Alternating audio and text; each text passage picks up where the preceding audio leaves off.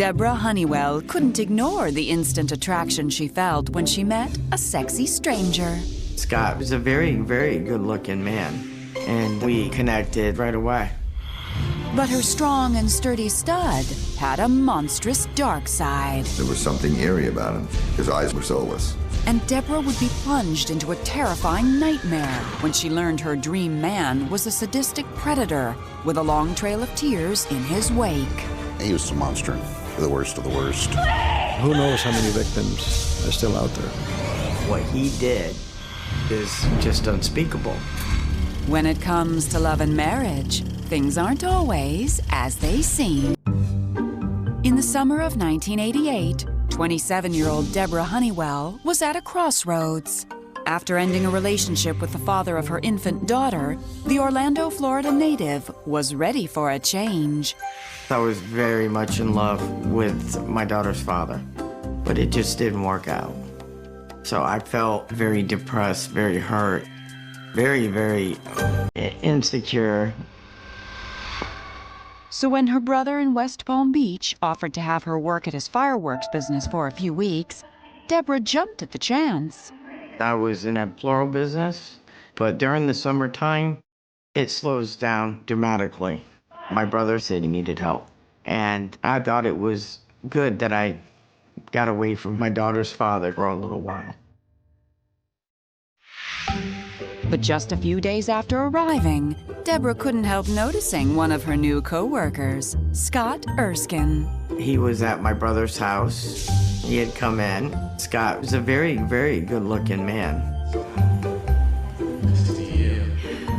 When he smiled, he reminded me of the Tom Cruise look. The 25-year-old seemed quite taken with Deborah, too, as he laid on the charm. There was a lot of flirting. Let's go get together. He gave me all kinds of attention, and it took my mind off of my daughter's father. When the summer ended, so did their brief one-month fling.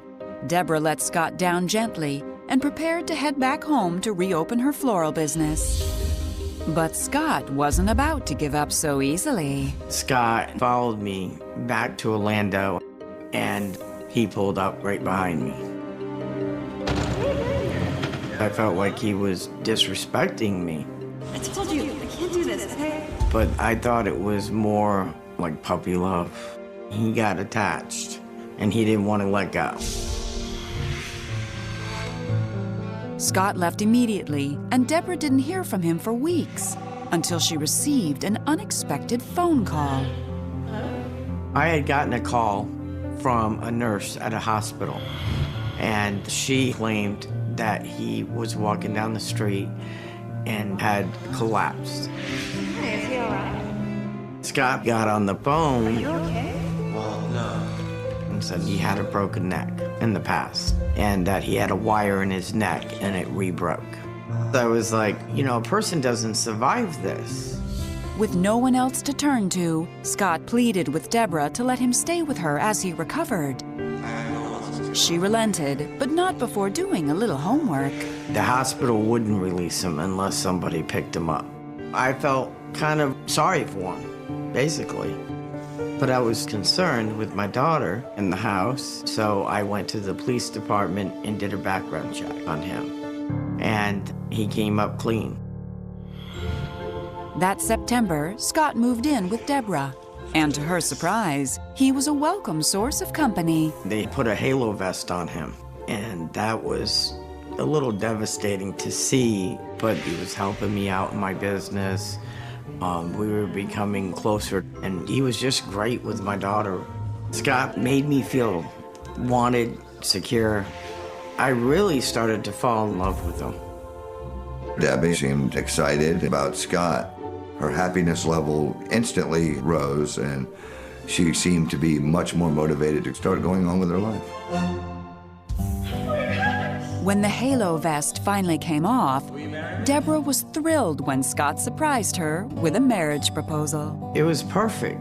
I felt so secure about my feelings for him, for his feelings for me, so I said yes. Then, just 2 months later, Deborah had a surprise for Scott. I'm pregnant. Really? I didn't know if I was so ready for that, but he was thrilled. Oh my God, that's awesome. The couple decided to tie the knot quickly, and a few weeks later, Deborah was escorted down the aisle and into the arms of her beloved. It was absolutely gorgeous. Everything seemed picture perfect. She was very, very happy, super excited. They looked like a very happy couple. I thought everything was going good. You know, I was gonna have that secure relationship that I've always wanted. But before long, Deborah and others would find themselves forced into unimaginable darkness as Scott revealed the evil within. I can't believe a man's capable of that. I just thought, oh my God, I was scared to death.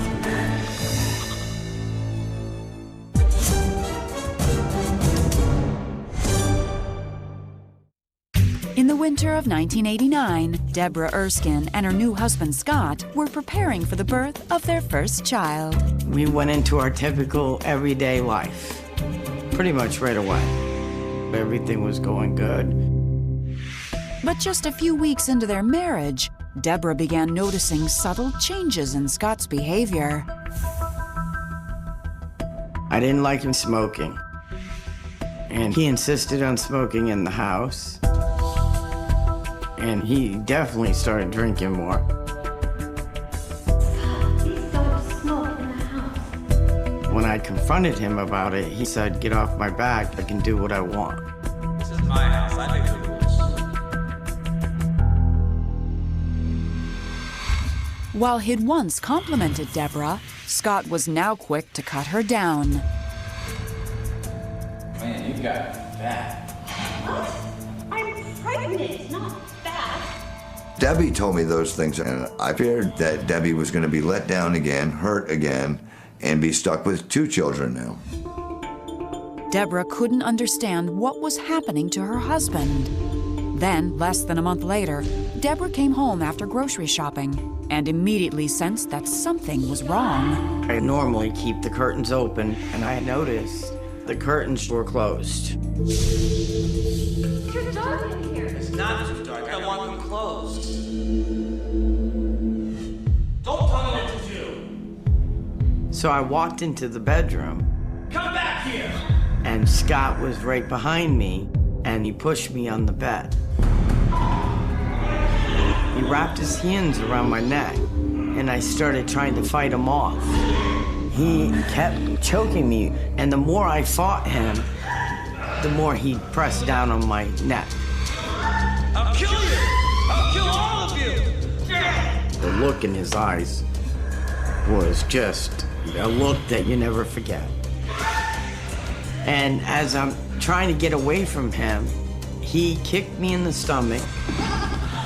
When he kicked me, I knew there was something wrong with the baby. With her own life and the life of their unborn child at stake, Deborah made a desperate attempt to get away. My family lived in the same subdivision. I needed to get out of there and get to their house. I don't even know how I got away. Deborah ran out of the house screaming, unaware that Scott was only moments behind her. I really thought he's gonna kill me. She was gasping for air. Said, "He's coming to kill us all."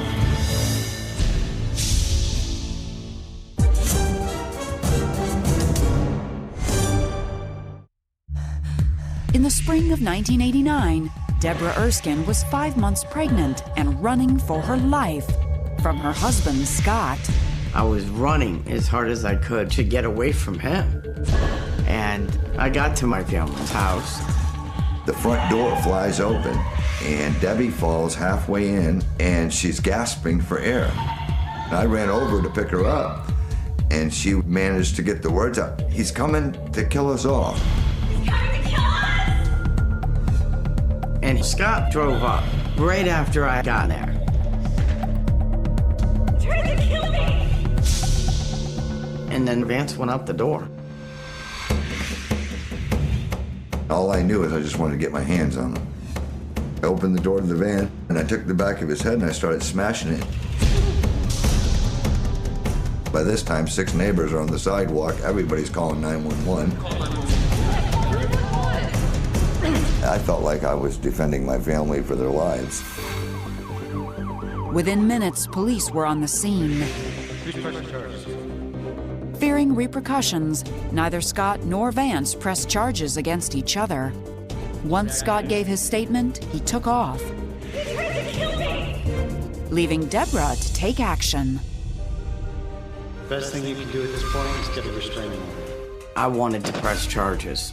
I had told them what he did, but they were saying basically it was a he said, she said. Just don't have you on our witnesses. It's crime. So it would be better if I got a restraining order and have him served, because the restraining order would make him leave the house. But there were more immediate concerns. I knew something was seriously wrong with the baby. Deborah's sister rushed her to the nearest hospital.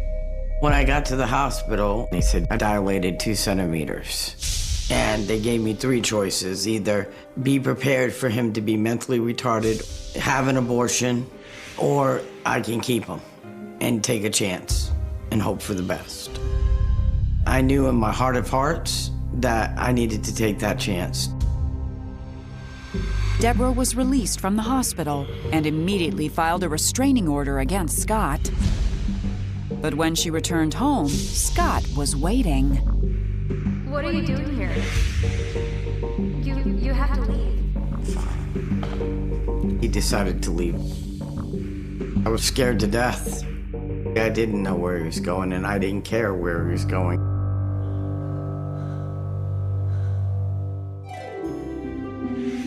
Then on September 24th, Deborah finally went into labor and delivered a healthy baby boy, Brandon. He had all his limbs, his feet, his hands, his toes. I was so happy. Once back on her feet, Deborah promptly filed for divorce, and Scott didn't fight it. The marriage was done, it was over. And I got sole custody of Brandon. But I always had that fear in the back of my mind, you know, with Scott showing up. And for 4 years, Deborah didn't hear a word from or about Scott. Life was finally starting to feel normal again, when in the fall of 1993, she got an unexpected call from a detective in San Diego, California. They told me that Scott was in jail. He was arrested for rape.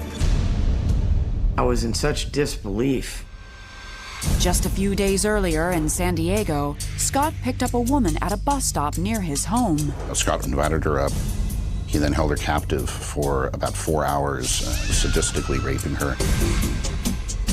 She was able to talk him into letting her go. And of course, she went and she reported to the authorities.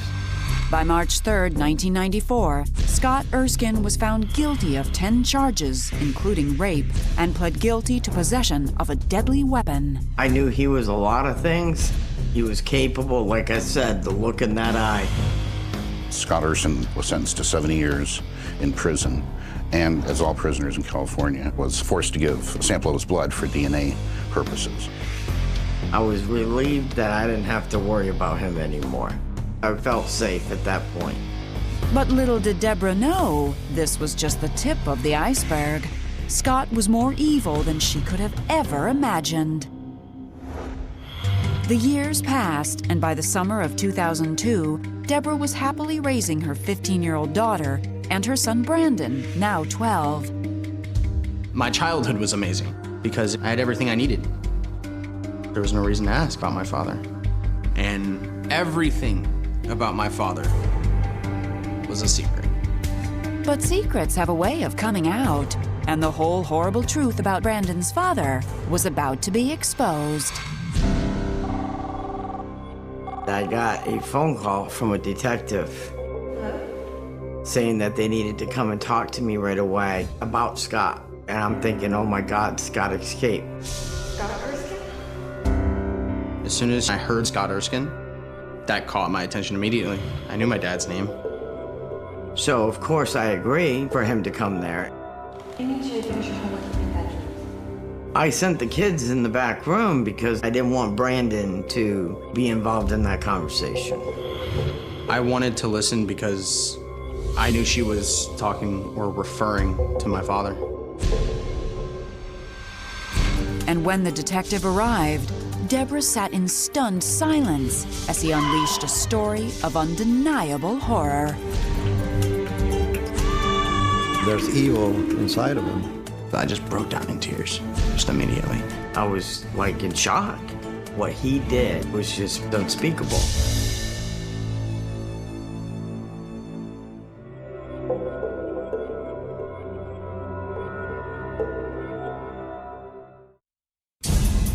In the summer of 2002, Deborah Erskine sat in dismay as a detective from San Diego told her a horrific story about her ex-husband, Scott. He started to explain why he was there.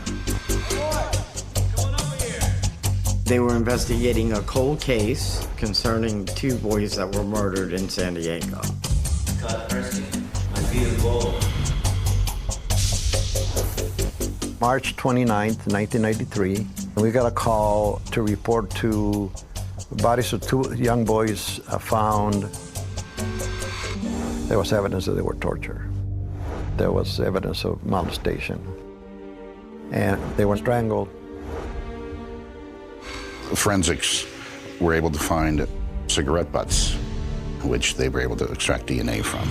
But back in '93, DNA testing was much more complicated and you needed more of the sample. They didn't have a lot of sample, so they waited. Several years later, with advances in DNA, investigators decided to retest the sample. We got a hit with an individual by the name of Scott Erskine. DNA from Scott's 1993 San Diego rape case matched the DNA left at the scene of the 2 murdered boys. And if that wasn't enough, authorities suspected Scott was responsible for another murder in West Palm Beach during the summer of 1989. There was a woman whose body had been found. She was raped and murdered. They also found a cigarette butt at the scene. They were able to get a DNA sample from that, and it matched Erskine's sample. When the detective told me the dates that this person was murdered in West Palm Beach, I knew it happened right at the time that he choked me. I'll kill you! The first thought that went through my mind was, that could have been me.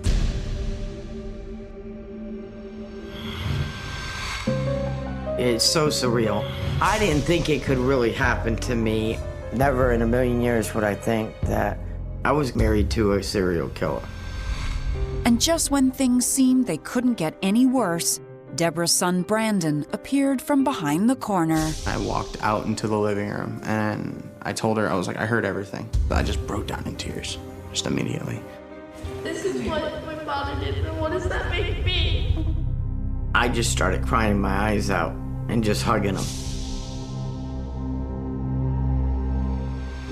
As the San Diego prosecutor prepared his case against Scott, more details of his violent history came to light. In 1980, when Scott was just 17 years old, he attacked a 14-year-old boy. Erskine had done a job as a youth counselor when he saw this boy and attacked him, beat him severely, sexually molested him. Unbelievably, Scott served only 4 years before he was released in 1984, just 4 years before moving to Florida and meeting Deborah. I was in shock. All I can do is reflect back to when I did the background check, and nothing came up. And I kept thinking, why did nothing come up? When Deborah met Scott, his previous crime had been committed in California and was not reported to Florida authorities. You have California and Florida. And back in those days, you know, there was not that connection. In September 2003, Scott Erskine went to trial in San Diego for the murders of the 2 boys. He was found guilty and sentenced to death in June 2004. 2 months later, Scott pled guilty to the murder of the woman in West Palm Beach and received a life sentence. he's gonna have to answer for what he's done. He's gonna definitely have to answer to God on this one. What he did is just unspeakable. Somebody like that doesn't deserve to be living. Today, Deborah remains grateful she escaped Scott's monstrous clutches. I really believe my family saved us. Had my family not been there, I believe I would be dead, and my son would be dead. With her daughter now on her own, Deborah continues to focus on Brandon. It took a long time, but Brandon's doing good. And he's left the thought of his father. I literally stopped thinking of him. So that way it's not painful when he is dead. Because I don't want to know when he's dead. Just let it happen. This is a new journey for the two of us. And I'm very excited for that new journey to start.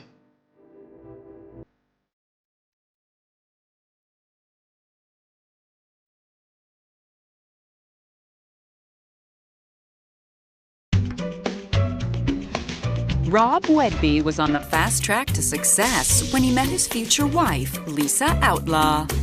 We were doing really well. Lisa was a great partner and a good mother. They had a nice life. They were the perfect couple. But Rob never expected the love of his life would live up to her name in the most terrifying way. She was pure evil. He never saw this coming. And before Rob knew it, he'd be thrust into a deadly love triangle. Yeah, this case had everything that you'd expect in a Hollywood movie. I was in shock. I couldn't believe my own wife would be so evil. When it comes to love and marriage, things aren't always as they seem. In the fall of 1980, 19-year-old Rob Wedby was focused on his career as he attended college in Knoxville, Tennessee. Well, I was actually studying to be in the insurance business. I worked in the family-owned business. It seemed like a good place to start for me. But when he and a friend cruised the campus strip one night, insurance was the last thing on Rob's mind.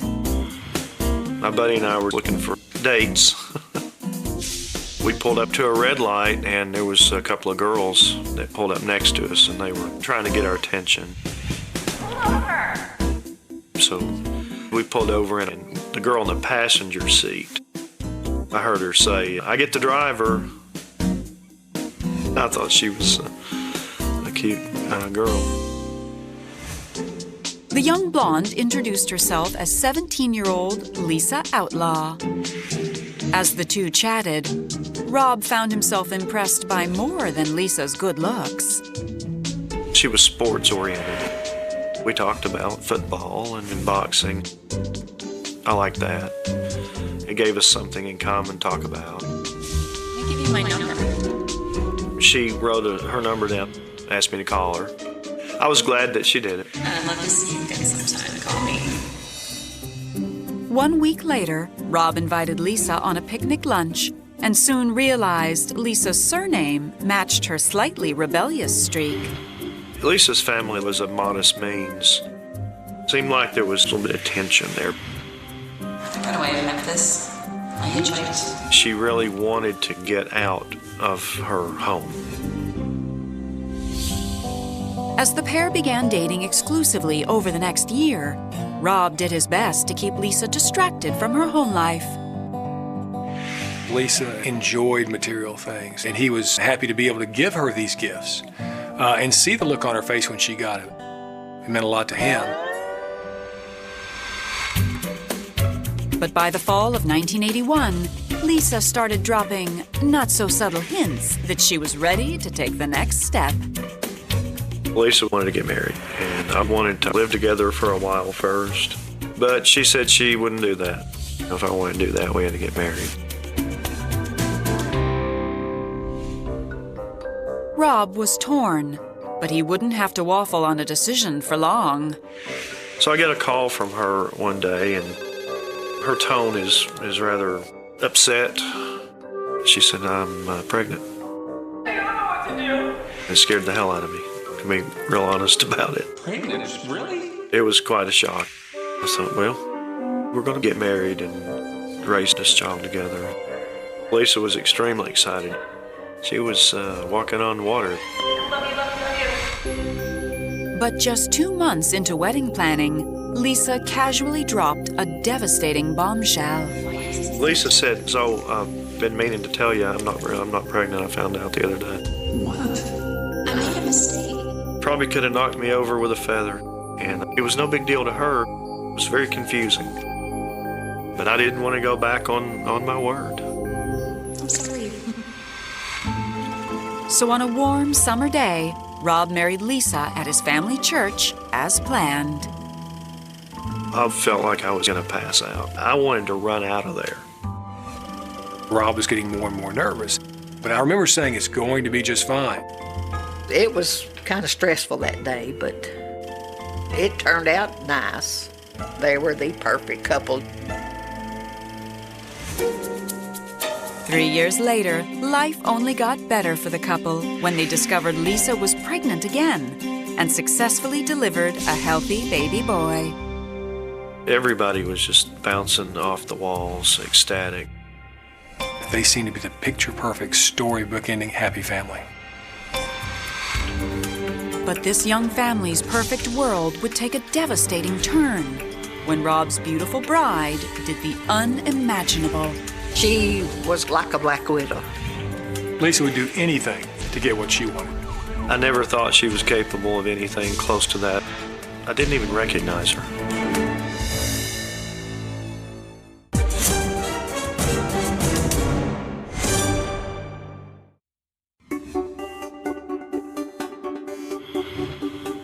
In the summer of 1989, Rob Wedby and his wife Lisa were happily raising their son Justin when they learned they were expecting again, this time with a little girl. Lisa was happy. She was pretty excited, pretty giddy. Everyone was on cloud 9.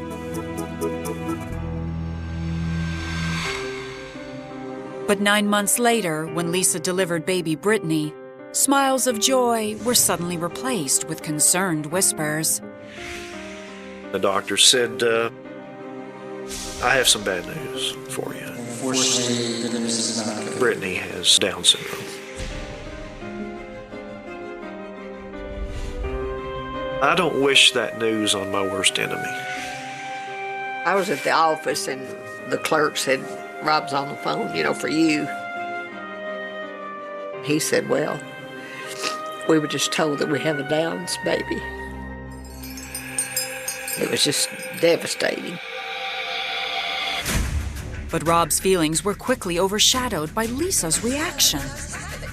Lisa came unglued. Just absolutely went berserk. It's your fault. It shocked me. She was a level of upset that I don't recall ever seeing.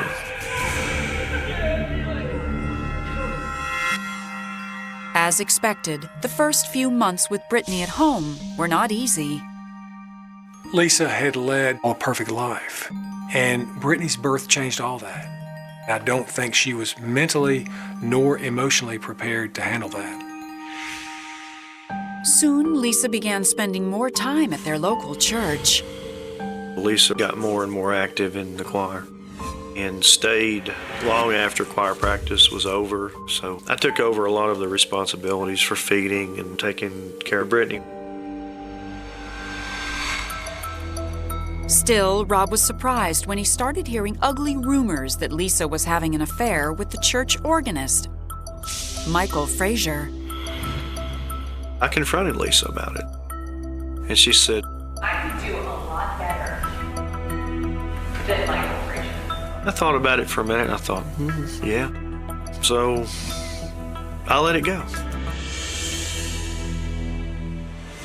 But by April 1994, after 12 years together, it was obvious to Rob that his marriage was in serious trouble. Lisa brought up the subject of divorce.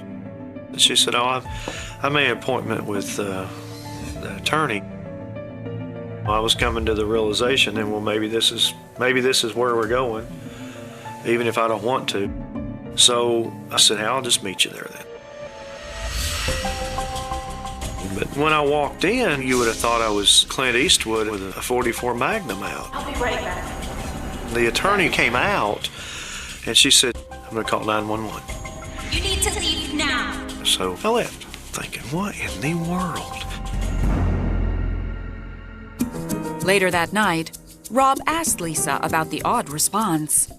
She said, well, you know, they have a lot of trouble with mad spouses, and that's all I know. And a month later, as Lisa was still considering divorce, Rob was even more confused by another puzzling incident. Up the street comes 2 police cars. They pull in my driveway, and they get out, get their hands on their guns.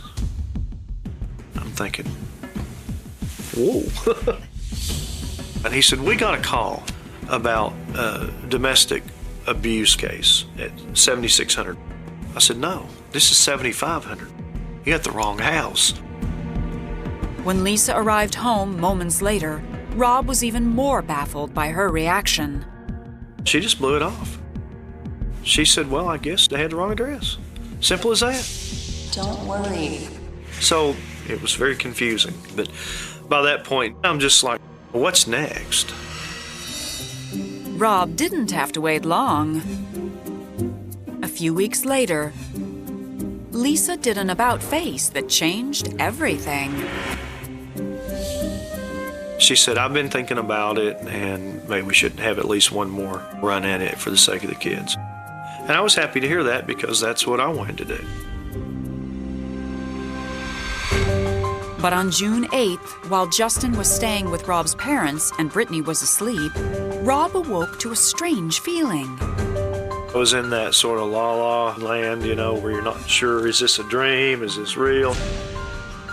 And then I could see the silhouette of an arm, a hand, and a knife in it. I knew, at that point, obviously it's not a dream. In fact, Rob had just woken up to a real-life nightmare. I just cannot imagine the level of terror that he must have felt. Now, there was blood everywhere, and I was screaming for Lisa. I realized that he's not going to let me leave this room alive.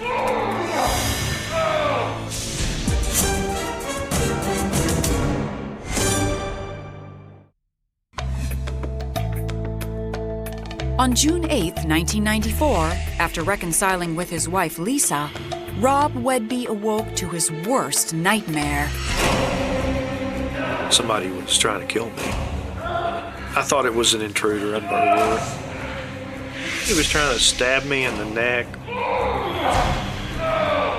But he missed, and he cut my earlobe pretty much off. That was an oh my God moment. As blood ran down his neck, Rob struggled for control of the knife. I got a hold of his wrists and rolled him into the floor and got around behind him. I started calling for Lisa. No answer.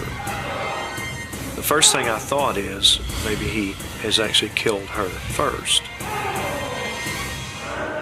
And then I started worrying about Brittany. So all kinds of things are going through my head. Just then, the knife-wielding intruder broke free. I grabbed for his left wrist and I got the knife blade. Cut the base of my thumb down to the artery. That hurt like a son of a gun. It was bleeding profusely. I was getting tired, and I was losing my grip on his wrist because of the blood. I felt like the longer I stayed in that room, the less my chances of survival would be. Suddenly, Rob looked up and saw what seemed like a vision. Lisa showed up in the doorway of the bedroom with a baseball bat. My first thought was, all right, she's here to help me. So I'm hollering at Lisa. I said, turn the light on and call the cops. I got him. Lisa, hit him with the bat. She stands there. Just stands there. Doesn't react. Then all of a sudden, he chimes in. Lisa, do it now! And in an instant, I recognized his voice. Do it now, Lisa! I said, I know who this is. This is Michael Frazier. There was a moment where everything came clear, and I knew they were in cahoots. Lisa! Lisa! I realized that I had to do something. I'm sweating, my mind's racing, my heart's pounding. So I just stood up with him, raised him over my head as high as I could lift him, and then threw him into the corner. And then I took off, snatched the bat away from Lisa as I passed her. Desperate, Rob ran to his neighbor's house and called the police. When investigators arrived, they found Brittany safe in her bed, with no sign of Michael or Lisa. But Rob was astounded by what police would uncover. Everyone was in shock. You don't see a case like this every day. It was just so diabolical. I was completely blown away.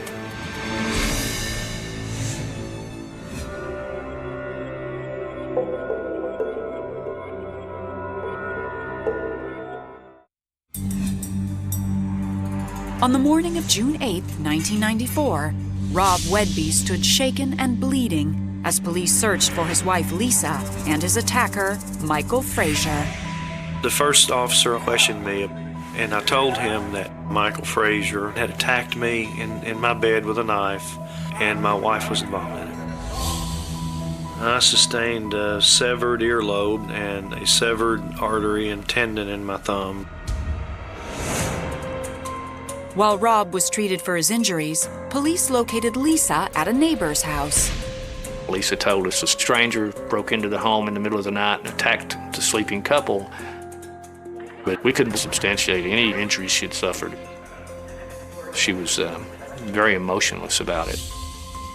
Lisa had all the signs of deception. After several hours of interrogation, Lisa finally cracked. I let Michael in. Lisa admitted to knowing Frazier and letting Frazier into the house at around 8 o'clock. Lisa hid him in the downstairs closet, and she waited on the couch for Frazier to come out and kill her husband.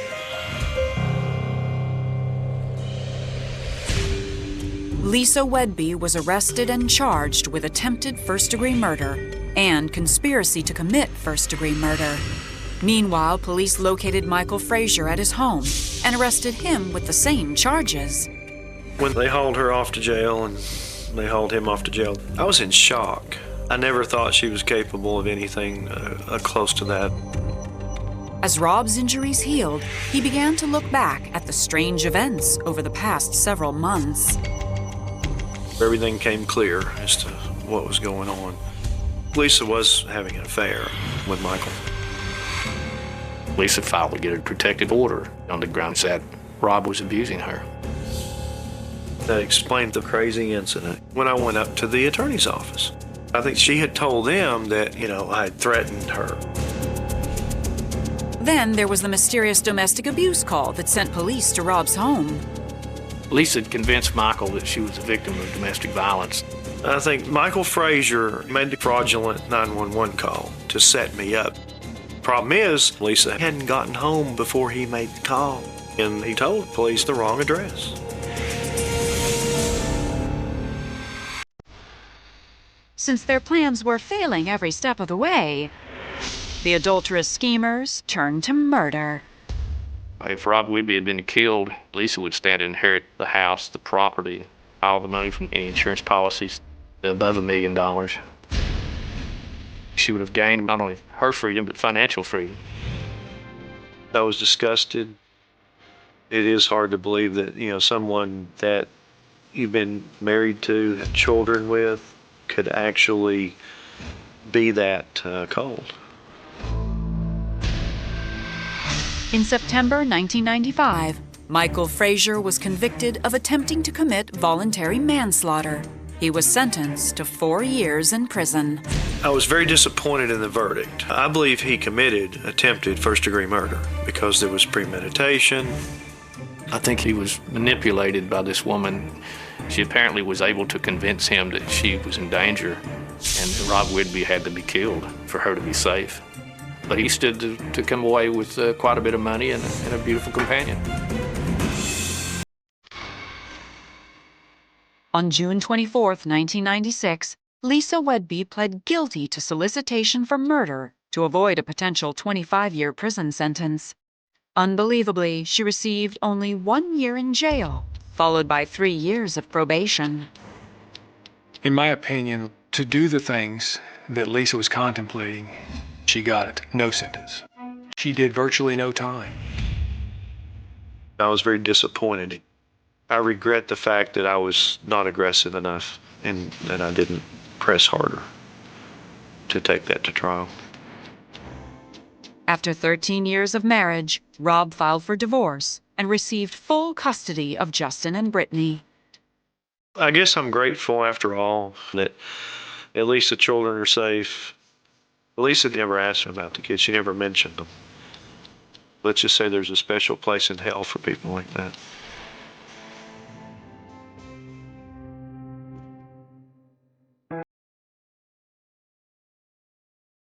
Today, Rob continues to work at the family insurance company and remains a devoted father to his 2 children. It's hard to be a single parent, but my folks did kick in and we became part of a team, I guess. Rob is truly an inspiration. He has remained strong for his family throughout this whole ordeal. Since her release in 1997, Lisa has never reached out to Brittany or Justin. I'll never really understand it. I don't know if a person can really put something this devastating totally behind them, but you don't have to let that, define your life.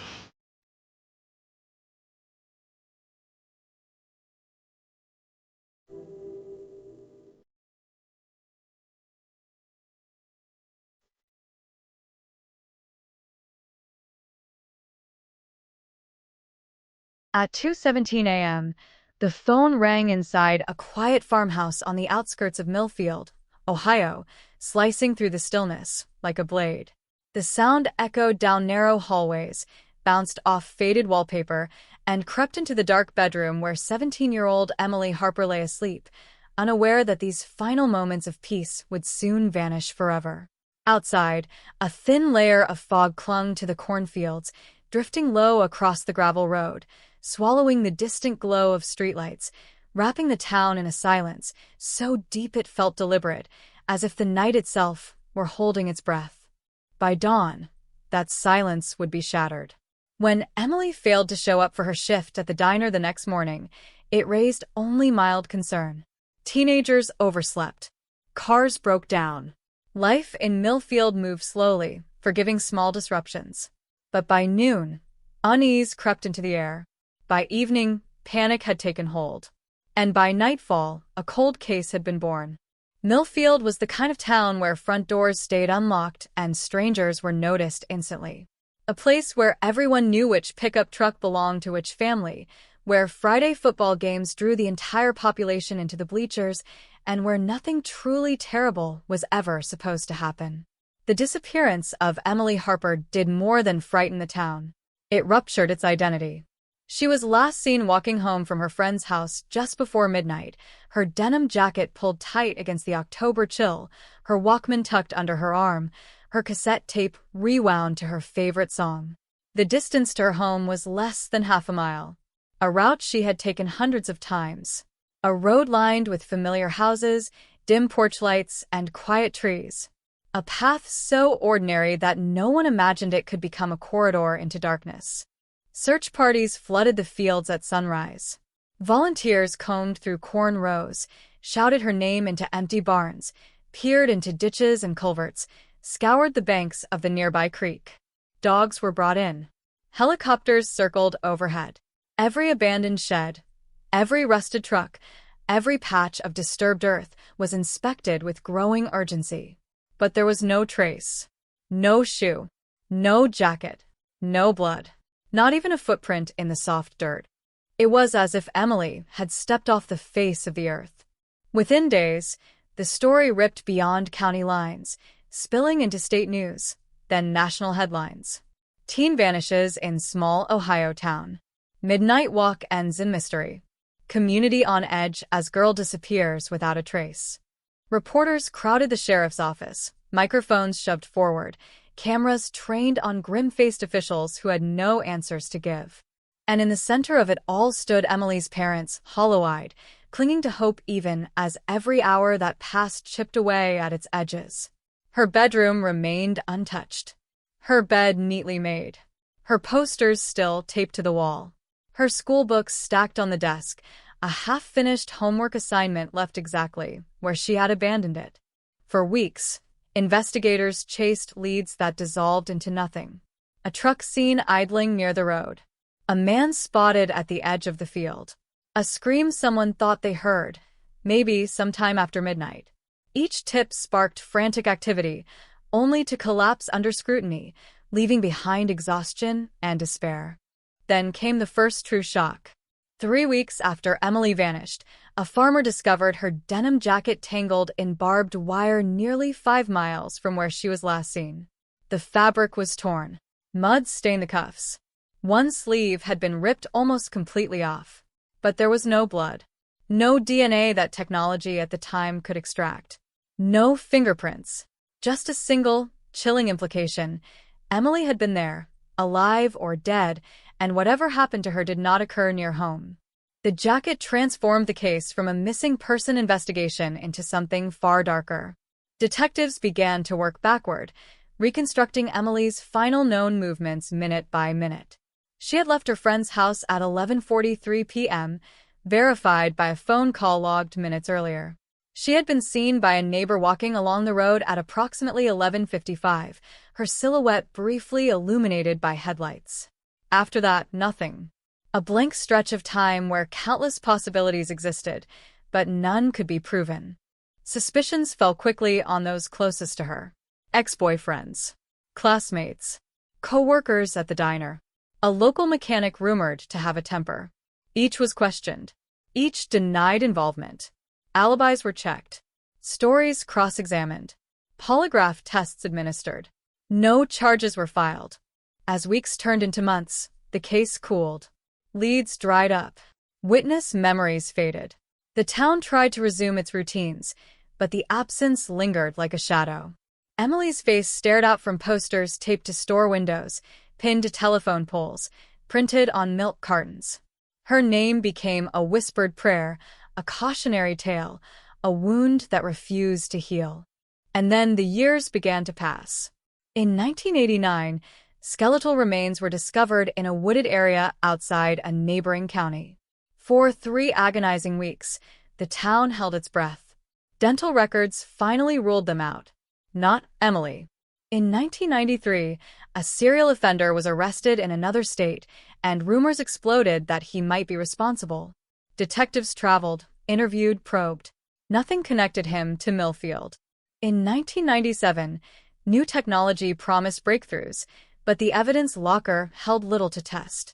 A jacket, a few hairs of unknown origin, soil samples, all inconclusive. By the early 2000s, the case had slipped into that most haunting of categories, cold case. Emily's parents aged visibly under the weight of unanswered questions. Her mother kept a light on in the porch every night, a ritual that endured for decades. Her father drove the same roads again and again, as if repetition might summon a clue from the pavement. The town built a small memorial near the creek, a quiet bench where flowers were often left, though no one knew why that spot felt right. Children who had once been her classmates grew up, moved away, started families of their own, carrying with them a lingering unease, a memory of fear embedded deep in their bones. Millfield became known not for its harvest festivals or high school championships, but for a girl who walked into the night and never came back. Then, 38 years later, the silence broke. It began with a single phone call to the sheriff's department, anonymous, brief, and devastating in its implication. A voice, low and deliberate, spoke just enough to reopen old wounds, just enough to ignite a chain reaction that would rattle the town to its core. Within hours, Detectives were pulling boxes from dusty shelves, reopening files yellowed with age, re-examining photographs long thought irrelevant. What they found buried in the margins of those reports would lead them back to a name almost entirely forgotten. A man who had lived on the edge of town in 1987. A quiet laborer. A face glimpsed briefly during early interviews, dismissed for lack of evidence. A figure who had since vanished from local memory, drifting through jobs, cities, identities, leaving behind no more than a faint paper trail and a scattering of rumors.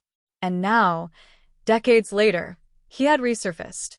When deputies arrived at his current residence in a neighboring state, they did so without sirens, without spectacle, just unmarked vehicles easing into a quiet street, officers stepping out with practiced calm, knocking on a door that would open into history.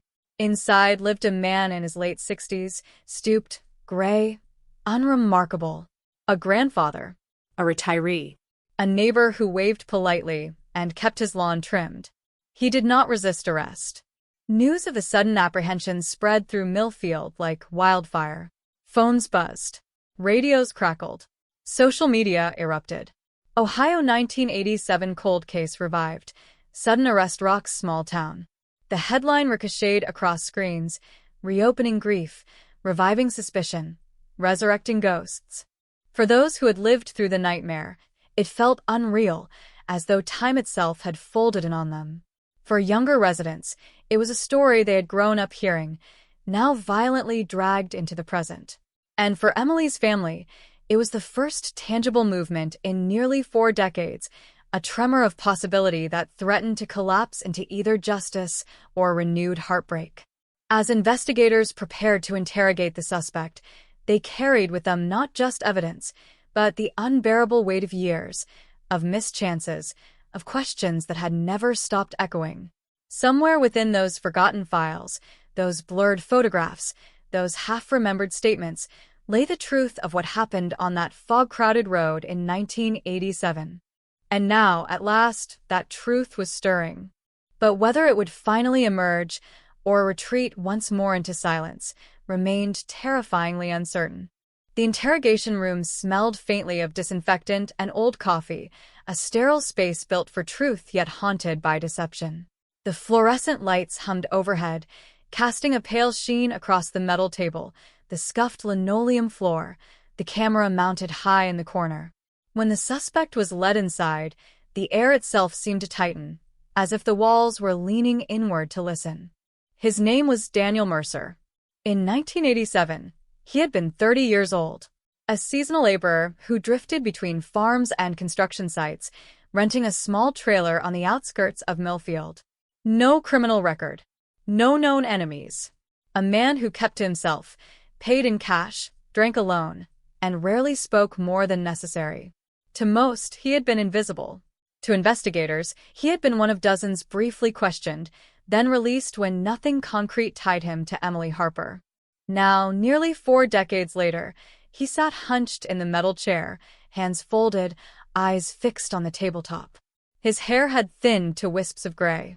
His face was etched with deep lines, each crease a record of years spent under different names, in different towns, chasing a life that never quite took shape. Time had not erased him. It had merely blurred the edges. Detectives began carefully, their voices calm, their questions deceptively simple. Where were you living in October 1987? Do you remember Emily Harper? Did you ever walk that road at night? At first, his answers came quickly, rehearsed, almost casual.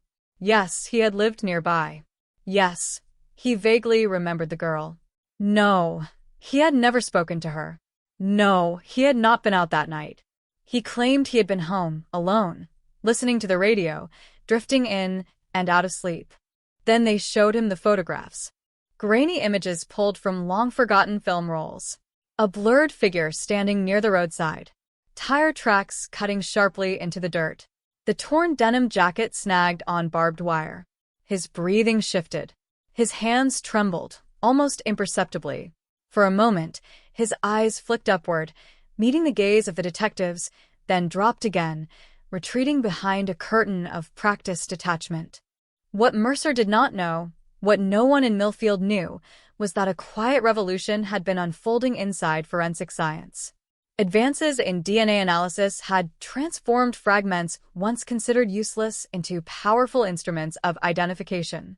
A single hair, a microscopic smear, a faint trace embedded in fabric. Technology could now coax secrets from evidence that had slept undisturbed for decades. When the jacket was re-examined, technicians discovered something that had been overlooked in 1987, a minute biological sample lodged deep within the torn sleeve. At the time, it had meant nothing. Now it spoke. The DNA profile it produced did not match anyone in criminal databases. But investigators did not stop there. They turned to genealogical research, building vast family trees, tracing bloodlines across generations, mapping connections like cartographers charting an unknown land. Slowly, painstakingly, a pattern emerged, a cluster of distant relatives.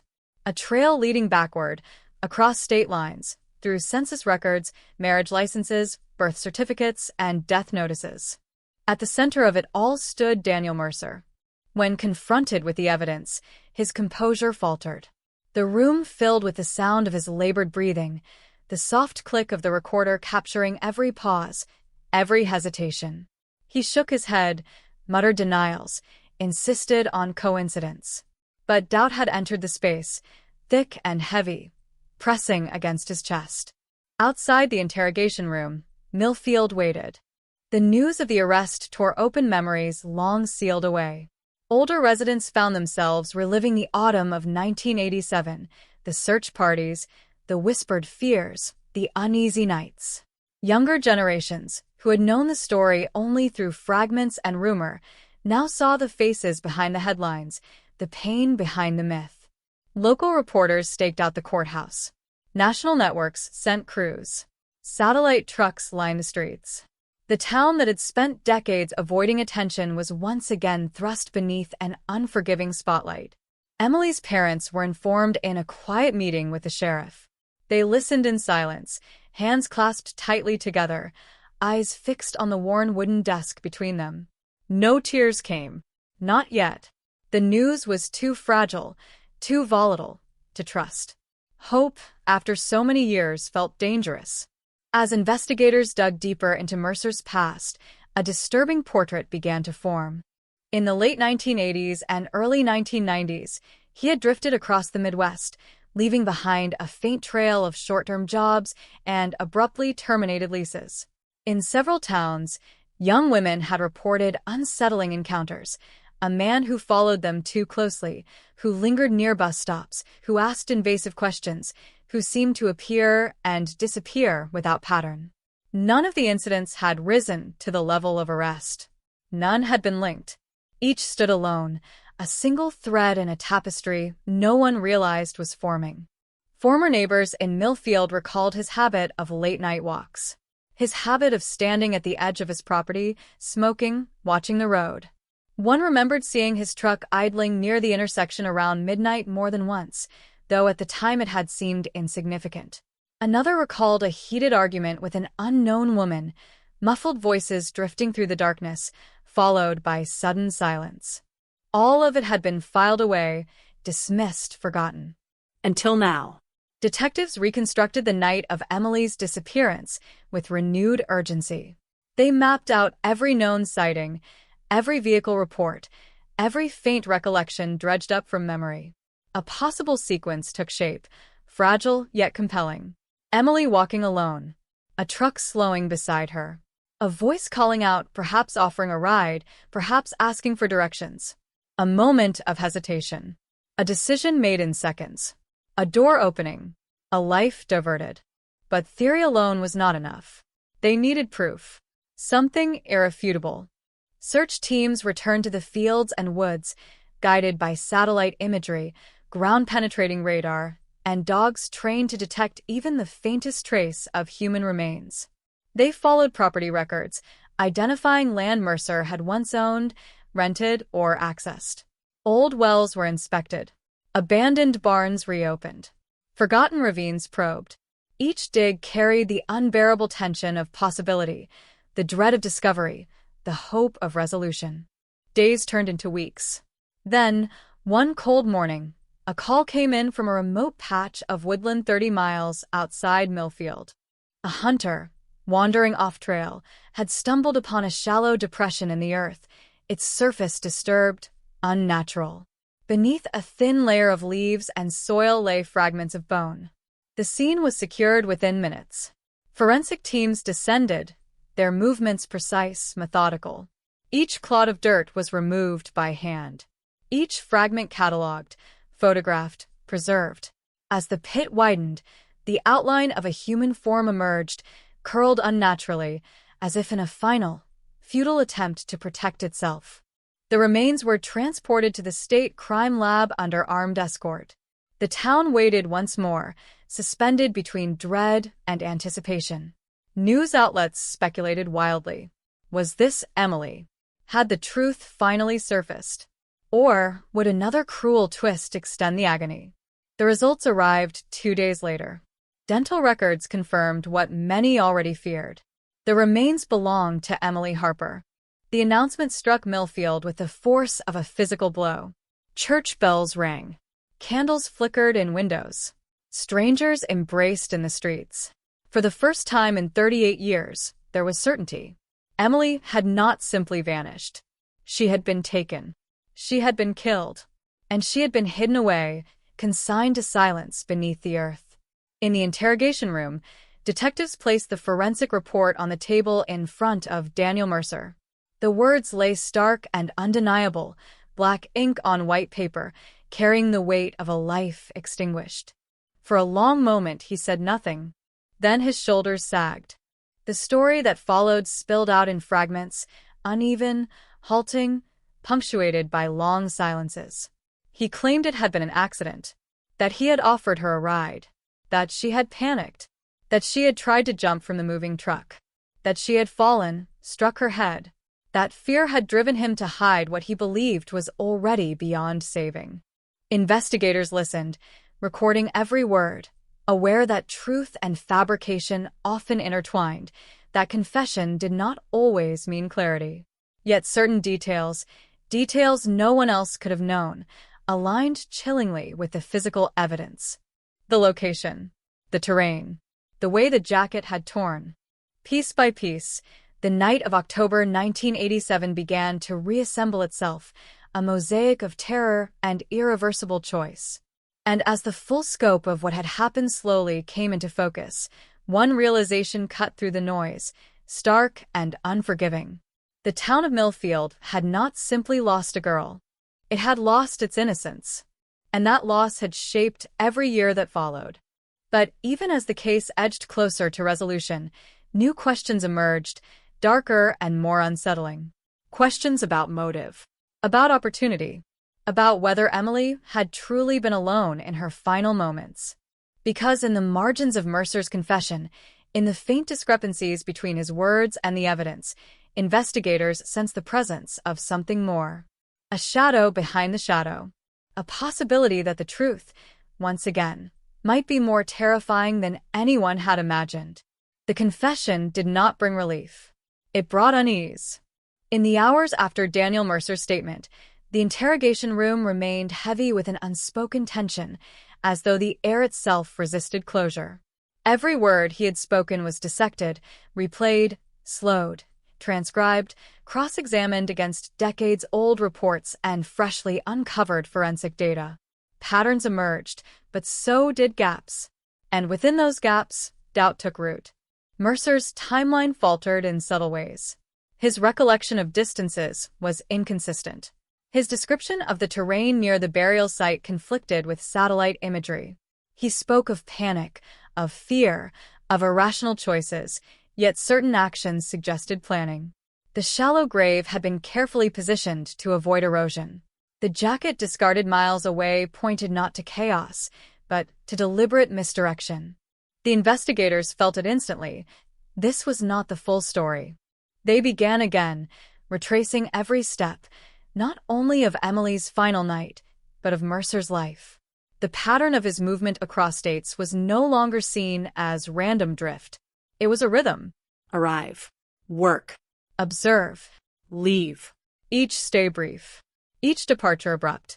A migration shaped less by opportunity than by urgency. In towns he passed through, the detectives uncovered echoes of Millfield's nightmare. Unreported disappearances. Near abductions dismissed as misunderstandings. Girls followed home. Women waking to footprints beneath their windows. Voices calling out from parked vehicles in the dark. The incidents were scattered, disconnected, and often too insubstantial to trigger formal investigations. But strung together, they formed a map of predation. It became impossible to ignore the implication. Emily Harper may not have been his first target, nor, perhaps, his last. As this realization spread through law enforcement channels, a quiet dread settled over Millfield.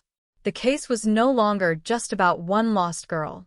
It was about the terrifying possibility that for years, something monstrous had moved invisibly through ordinary spaces, leaving only fragments behind. The prosecution assembled its strategy with grim precision. They prepared charges of kidnapping, murder, and abuse of a corpse. They marshaled forensic experts, genealogists, behavioral analysts. They reconstructed the night minute by minute, transforming uncertainty into narrative, suspicion into accusation. But beneath the surface of legal confidence, anxiety simmered. The case was old. Evidence was fragile. Memories unreliable. Defense attorneys would tear at every inconsistency, every missing link, every unanswered question. They would paint Mercer as a scapegoat, a lonely drifter burdened with the weight of collective guilt, crushed by the desperation of a town starved for answers. To win, the prosecution needed more. They needed someone who had seen something. And eventually they found her. Her name was Claire Donnelly. In 1987, she had been 19 years old, living 2 houses down from Emily's family. She had worked nights at the same diner, often walking home in the early hours, the streets empty, the town half asleep. She had told police back then that she remembered nothing unusual. No strange cars. No unfamiliar faces. No sounds out of place. But memory is not fixed. It shifts. It bends beneath the weight of time. When investigators approached her again, she hesitated. 38 years had passed. She had built a life, a family, a routine. She had trained herself to forget. But under gentle questioning, a detail surfaced, faint at first, then impossible to ignore. She remembered headlights. A truck idling near the intersection around midnight. Its engine low, steady, almost patient. She recalled a figure leaning out of the driver's side window, speaking to someone she could not see. She recalled a pause, then movement, a door opening, a shape stepping inside, and finally, the truck pulling away, taillights shrinking into the darkness. At the time, it had seemed trivial. Millfield was full of trucks. People offered rides. Nothing about it had screamed danger. Until now. When shown a photo lineup, Claire stared for a long time before pointing to Daniel Mercer. Her hand shook. "I think," she whispered, "that's him." The statement rippled through the investigation. Not definitive. Not ironclad. But powerful. A living memory bridging the chasm of decades, anchoring theory to human experience. Still, something gnawed at the detectives. Mercer's confession placed him alone with Emily. Yet forensic analysis of the burial site revealed disturbances inconsistent with a single individual. Soil compression patterns suggested 2 sets of footprints. Tire marks indicated a second vehicle had been present. And buried near the remains, investigators uncovered a small metal object, a tarnished pendant, crushed and bent. It did not belong to Emily. The discovery ignited a new wave of urgency. Who else had been there? Who else had known? Who else had stayed silent? They returned once more to Mercer. This time, his resistance crumbled faster. He admitted that he had not been alone. At first, he refused to name the other person. He spoke in evasions, vague references to someone who helped, to a friend who owed him. But pressure mounted. Evidence accumulated. The walls closed in. Finally, he spoke a name. And in that moment, the case detonated. The man he identified was someone no one expected. A respected member of the Millfield community. A volunteer firefighter. A youth baseball coach. A man whose face had appeared in local newspapers countless times, smiling beside championship teams and charity events. A man who, for decades, had been part of the fabric of the town. The revelation hit Millfield like a seismic shock. Because if Mercer was telling the truth, it meant the nightmare had not come from outside. It had grown from within. Investigators moved quickly, executing a search warrant on the suspect's property. Inside his garage, hidden behind stacked boxes and rusted tools, they found a locked cabinet. Within it lay items that stole the breath from those who saw them. Photographs. Dozens of them. Young women. Teenagers. Some smiling, unaware. Others caught mid-step, mid-turn, mid-glance. Taken from a distance. Through windows. From parked cars. Along dark roads. Many dated from the late 1980s and early 1990s. And among them, one image froze the room. Emily Harper, standing beneath a streetlight, her face turned slightly toward the camera, her expression calm, unsuspecting, alive. The timestamp read October 14th, 1987. 11 minutes before she vanished. The evidence was devastating. Yet even now, investigators sensed they were standing at the edge of something deeper. The photographs hinted at obsession, at surveillance, at ritual. This was not a crime of impulse. It was a convergence of long-simmering intent and sudden opportunity. And if two men had acted together, the question that haunted every room, every hallway, every sleepless night was terrifyingly simple. How many times before had they done this? The community reeled. Familiar faces became suspect. Trust fractured. Every interaction, every memory, every shared laugh was re-examined through a lens of suspicion. The comforting illusion of safety evaporated, replaced by the chilling realization that evil could hide behind ordinary smiles, behind volunteer badges, behind the quiet heroism of public service. As the second suspect was taken into custody, the magnitude of what lay ahead began to crystallize. This was no longer a single cold case revived. It was the opening chapter of a reckoning that would force Millfield to confront not only the loss of Emily Harper, but the possibility that her disappearance was merely the visible surface of a far darker abyss. And as the investigation widened, stretching across states, across decades, across forgotten lives, one truth emerged with brutal clarity. The night Emily vanished had not ended. It had simply been waiting for the moment when the past could no longer stay buried. Waiting to come back. Waiting to be heard. The second arrest detonated like a thunderclap across Millfield, but unlike the first, it did not bring shock alone. It brought disbelief, denial, and a creeping sense of betrayal that seeped into every corner of the town. Because the man now sitting in handcuffs had spent most of his adult life standing on the opposite side of crisis. He had pulled people from burning homes. He had bandaged broken limbs. He had coached children, handed out trophies, shaken hands, smiled for cameras. His name was Robert Hensley. For 35 years, he had been known as dependable, reliable, safe. Now, he was accused of standing beside Daniel Mercer on the darkest night in Millfield's history. When detectives led him into the interrogation room, the silence was almost reverent. Hensley's posture was rigid, his jaw clenched, eyes burning with a fury that masked something deeper. Fear, perhaps. Or the desperate calculation of a man watching his carefully constructed life collapse in real time. Unlike Mercer, he did not shrink. He stared back, unblinking, defiant. He denied everything. Denied knowing Mercer beyond casual acquaintance. Denied owning the photographs. Denied any involvement in Emily's disappearance. Claimed the images had been planted. Claimed a conspiracy. Claimed betrayal. Claimed that decades of service, of sacrifice, of community loyalty were being erased by a lie. But the evidence closed in. The pendant found near Emily's remains was traced to Hensley's late sister, a piece of jewelry she had owned before her death in 1984. A keepsake, rarely worn, yet unmistakable. How it had traveled from her jewelry box to a shallow grave miles outside town defied innocent explanation. Then came the photographs. Metadata embedded in the film stock matched a camera model Hensley had purchased in 1986. Chemical analysis of the developing fluid residue on several prints corresponded to a brand sold exclusively at a local hardware store he frequented.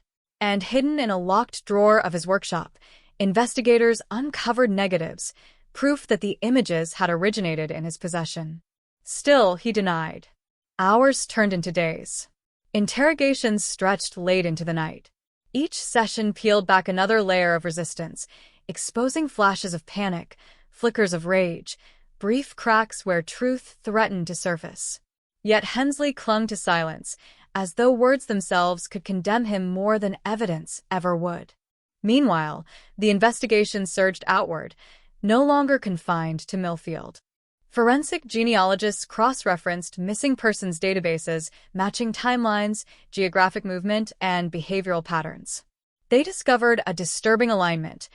At least 6 unsolved disappearances across 3 states coincided precisely with periods when Mercer and Hensley had lived or worked in proximity. 6 young women. 6 families left suspended in endless uncertainty. 6 cold cases suddenly pulsing with renewed life. One by one, law enforcement agencies reopened files long buried. Boxes were pulled from archives. Evidence was retested. Witnesses were re-interviewed. New faces were attached to old grief. In some towns, the past came roaring back with ferocity, reopening wounds that had barely begun to scar. And in nearly every case, a familiar silhouette emerged. A truck idling near the roadside. A man offering help. A second figure waiting nearby. The pattern was unmistakable. The realization struck like ice water. Emily Harper was not an anomaly. She was part of a system. As this truth spread, public perception of Millfield fractured. The town that had once mourned a single tragedy now grappled with the possibility that it had harbored predators, that beneath its festivals and football games, beneath its church picnics and charity drives, a hidden network of violence had quietly operated. Neighbors began to question neighbors. Parents re-examined every memory, every stranger, every night their children had walked alone. The familiar streets felt foreign. The safe corners felt exposed. And at the center of it all stood Emily's parents, caught in a maelstrom of grief and revelation. They had spent nearly 4 decades mourning one daughter. Now, they mourned the loss of certainty, the collapse of a story they had clung to for survival. Their tragedy was no longer isolated. It was entangled with others, magnified by the knowledge that their child's death had been part of something larger, something more deliberate, something far more sinister. As prosecutors assembled their case, they realized they were no longer building a narrative of a single crime. They were constructing the architecture of a criminal partnership, one defined by trust, mutual silence, and shared darkness.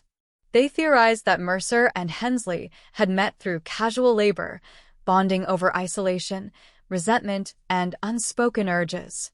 That over time, conversation had given way to confession, confession to collaboration. That together, they had created a private world governed by secrecy and control. Emily's abduction, in this framework, was not spontaneous. It was the culmination of a process, the moment when fantasy crossed irrevocably into reality. Yet despite the overwhelming circumstantial evidence, one problem remained. No witness had ever seen both men together that night. No forensic sample definitively linked Hensley to Emily.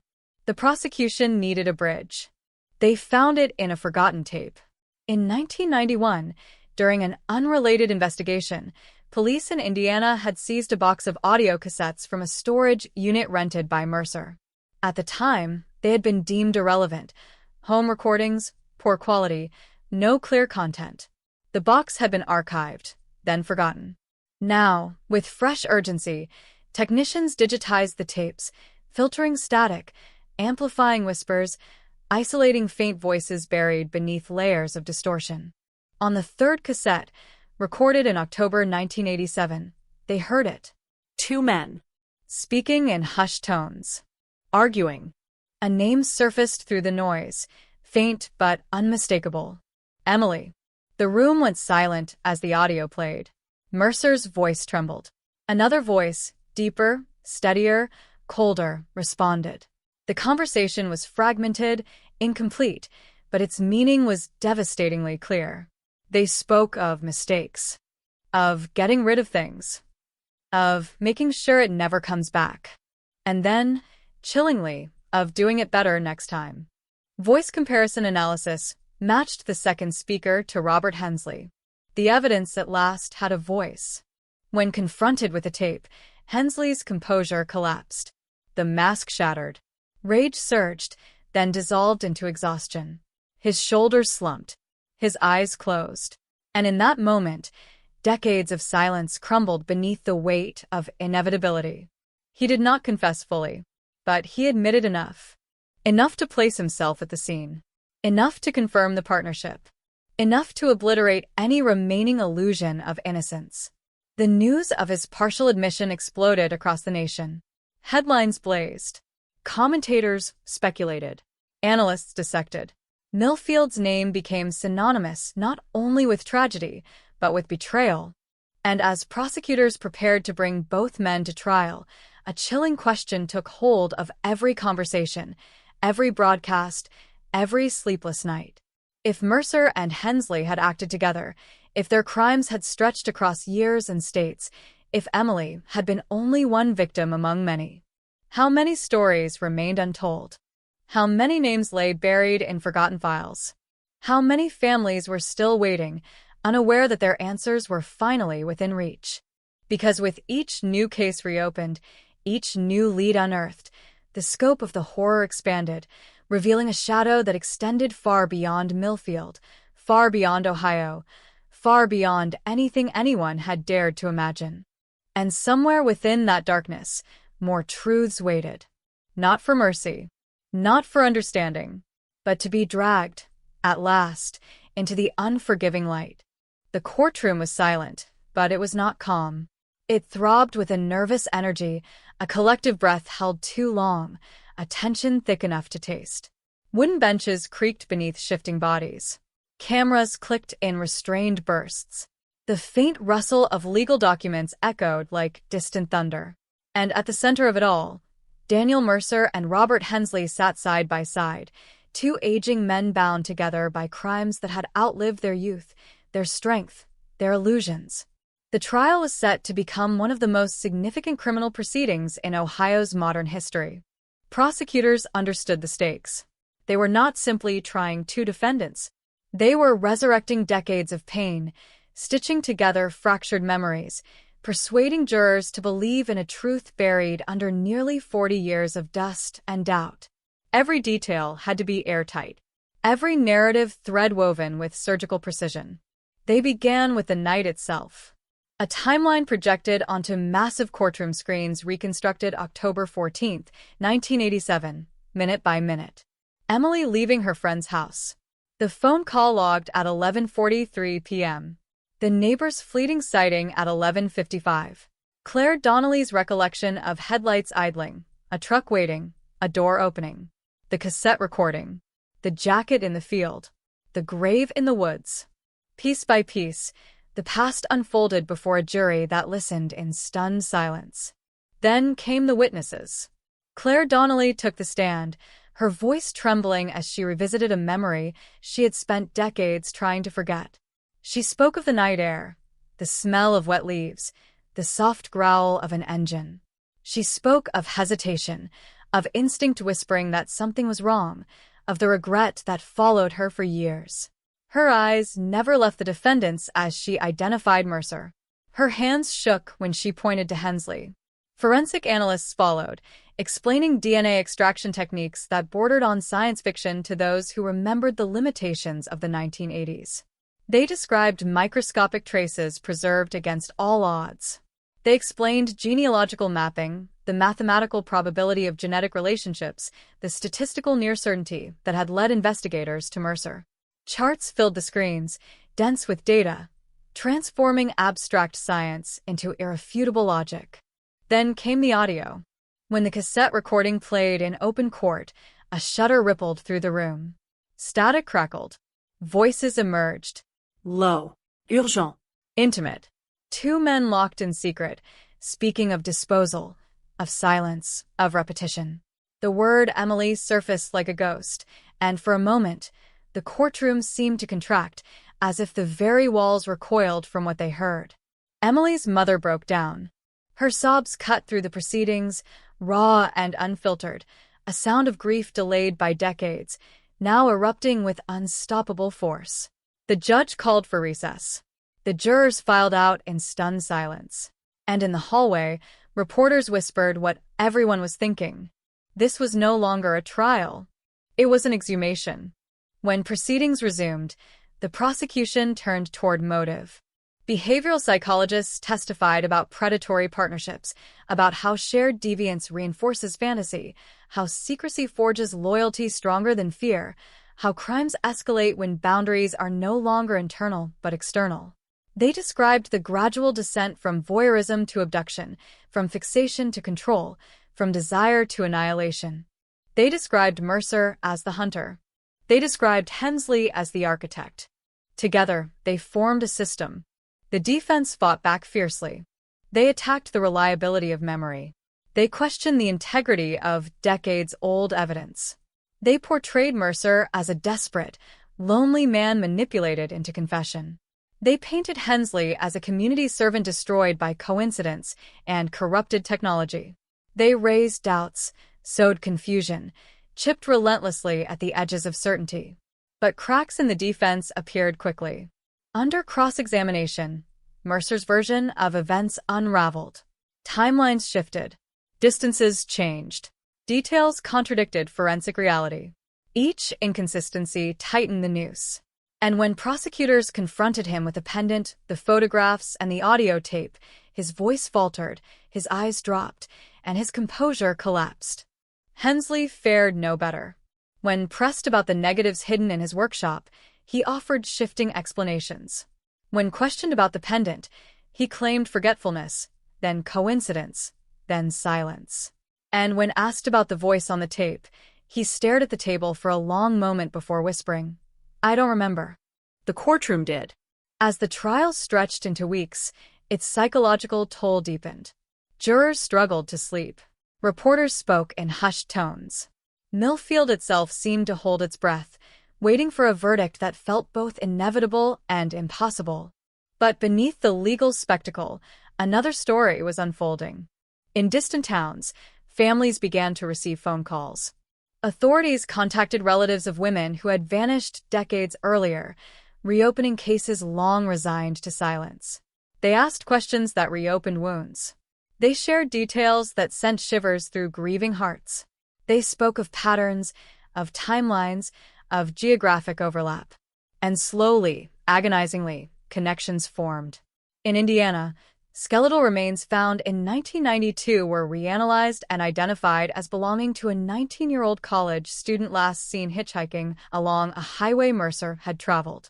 In Kentucky, a Jane Doe recovered from a riverbank in 1990 was linked to Hensley through fiber analysis. In Michigan, a cold missing persons case from 1988 resurfaced when a photograph emerged matching a young woman last seen near a construction site where both men had worked. Each discovery compounded the horror. Each identification added weight to the prosecution's argument. And each family drawn into the case expanded its emotional gravity, transforming one town's tragedy into a regional reckoning. By the time closing arguments arrived, the courtroom felt saturated with grief, fear, and exhausted anticipation. The prosecution spoke of accountability, of time's inability to erase truth, of justice delayed but not denied. They reminded jurors that silence had protected monsters for decades, and that their verdict would decide whether that silence would finally end. The defense urged restraint, caution, skepticism. They warned against emotional reasoning, against the seduction of narrative, against convicting men based on the tragedy of loss rather than the certainty of proof.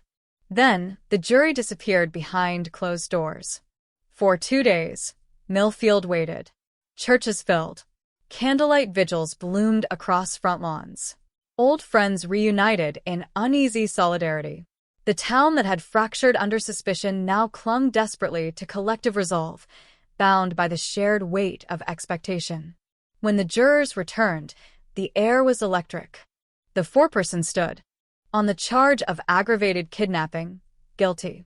On the charge of first-degree murder, guilty. On the charge of conspiracy, guilty.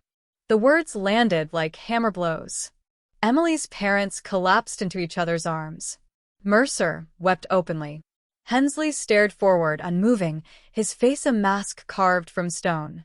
Life sentences were imposed, stacked one upon another, ensuring that neither man would ever again walk free. For Millfield, it should have been the end. It was not. Because even as the verdicts were read, even as cameras flashed and reporters transmitted the news across the nation, one truth refused to loosen its grip. Justice, though powerful, does not erase the past. It does not restore lost years. It does not resurrect the dead. And it does not answer every question. As families began to bury their loved ones at last, as memorials multiplied, as the legal machinery ground to a halt, a new silence settled over the town. But it was not peace. It was aftermath. And within that aftermath, a lingering unease whispered that the full story had still not been told. Because in the margins of the investigation, in the quiet corners of old case files, in the unresolved disappearances that refused to align, there were signs of something more. Something incomplete. Something unfinished. And somewhere, buried deep beneath layers of evidence and confession, the darkest truths of all still waited. Unwilling, unspoken, unforgiven. The verdict did not bring silence. It unleashed it. In the days that followed the sentencing, Millfield moved as if submerged underwater, every sound muted, every motion slowed by a weight no one could name. Storefronts opened and closed on schedule. School bells rang. Traffic lights cycled through their colors. But beneath the surface, the town was no longer functioning. It was processing trauma. People avoided eye contact. Neighbors crossed streets to avoid conversation. Families who had lived side by side for generations suddenly realized how little they truly knew about one another. Because the trial had done more than expose two killers. It had exposed vulnerability. The comforting belief that danger always comes from outside, from strangers, from distant places, had been obliterated. The enemy had lived among them, waved to them, coached their children, entered their homes, earned their trust. And that realization rewrote everything. In the weeks that followed, therapists flooded into the region. Schools hosted emergency counseling sessions. Churches extended prayer circles into late-night vigils. Social workers organized community forums where grief, anger, and confusion spilled into open air. Grown men wept in public. Elderly women spoke of decades of nightmares they had never voiced. The town was mourning not only Emily Harper, but its own lost innocence. Her funeral, held nearly 39 years after her disappearance, became a moment suspended outside time. Thousands gathered. Strangers stood shoulder to shoulder in silence, united by a grief that had waited too long for release. When her casket was lowered into the ground, the sound of soil hitting wood echoed across the cemetery like a final punctuation mark, sealing a chapter that had refused to close. Yet closure remained elusive. Because as one chapter ended, another began to open. The expanded investigation into Mercer and Hensley's past continued relentlessly, fueled by new leads, new technology, and a surge of public awareness. Law enforcement agencies across the Midwest combed through unsolved cases from the 1980s and 1990s, searching for patterns, overlaps, anything that might connect to the now infamous duo. The deeper they looked, the more unsettling the picture became. In Nebraska, a missing hitchhiker case from 1986 suddenly aligned with Mercer's employment records. In Tennessee, a Jane Doe discovered in 1989 matched one of the women photographed in Hensley's collection. In West Virginia, an unsolved assault bore striking resemblance to methods described in Mercer's confession. Each discovery hinted at a criminal network larger than two men. Investigators began to suspect that Mercer and Hensley may have operated as part of a loose, informal ring, sharing information, trading access, enabling one another in ways that defied simple categorization. Names surfaced during prison interviews. Partial recollections. Half-spoken warnings. Fragmented confessions. Some were dead. Some had vanished. Some remained free. The idea that the horror might not yet be fully contained haunted every step of the inquiry. Inside prison walls, Mercer deteriorated rapidly. Stripped of anonymity, deprived of movement, cut off from the outside world, he withdrew into himself, his once coherent thoughts fragmenting into paranoia and despair.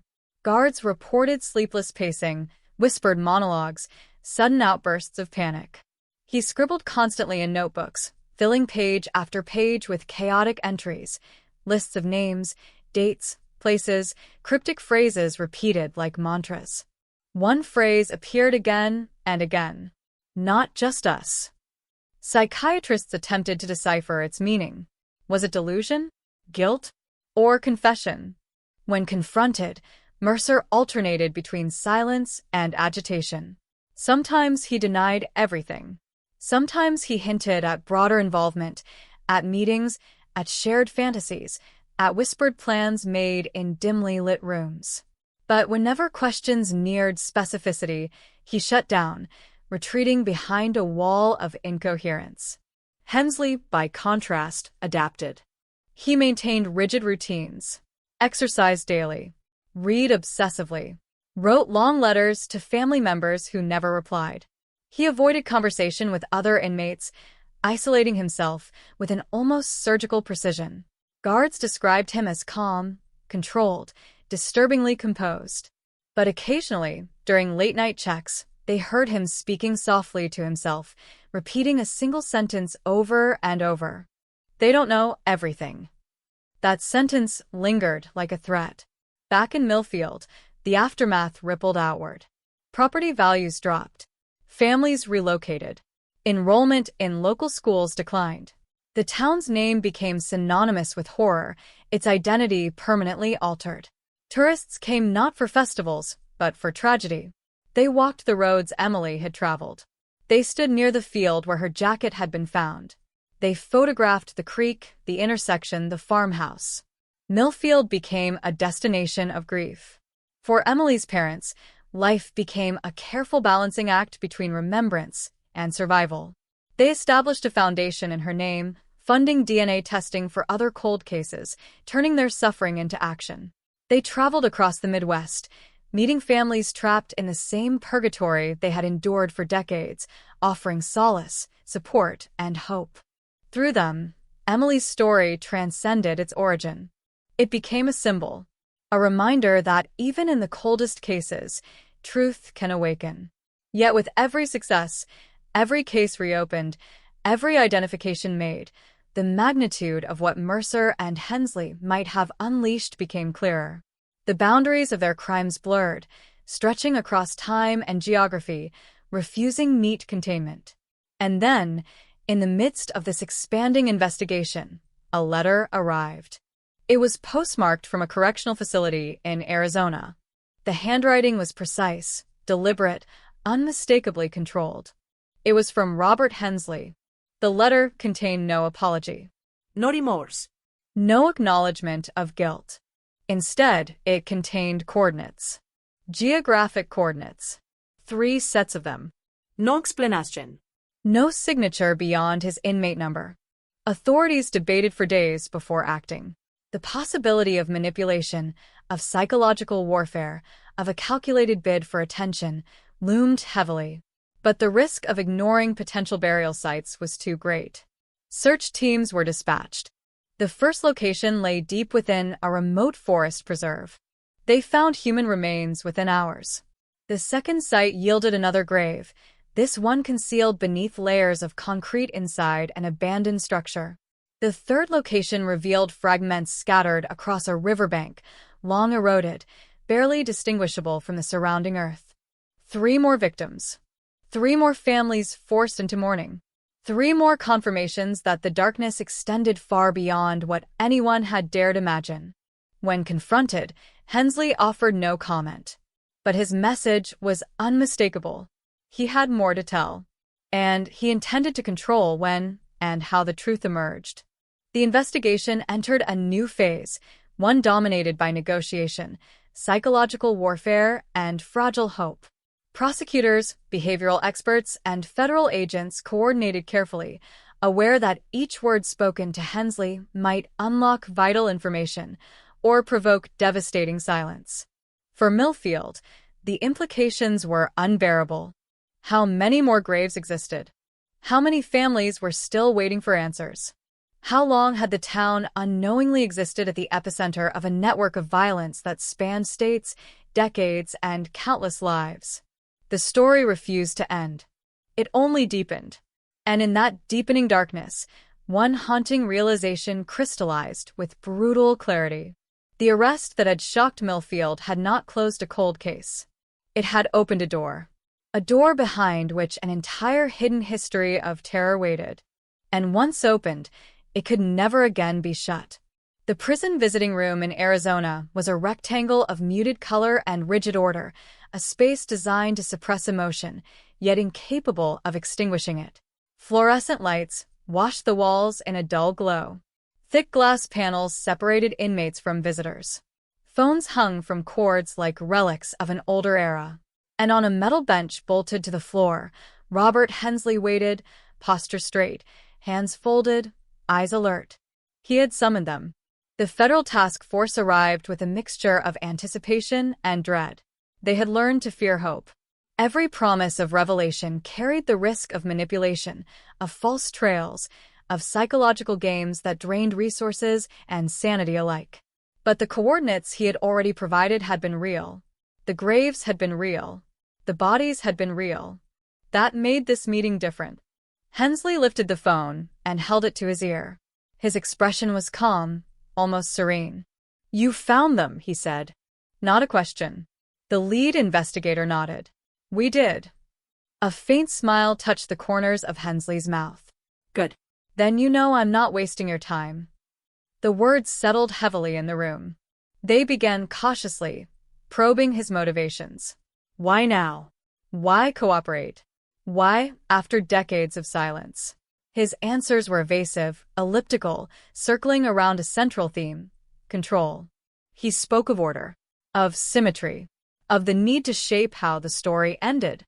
For years, he said, everyone believed they knew who I was. Firefighter. Coach. Neighbor.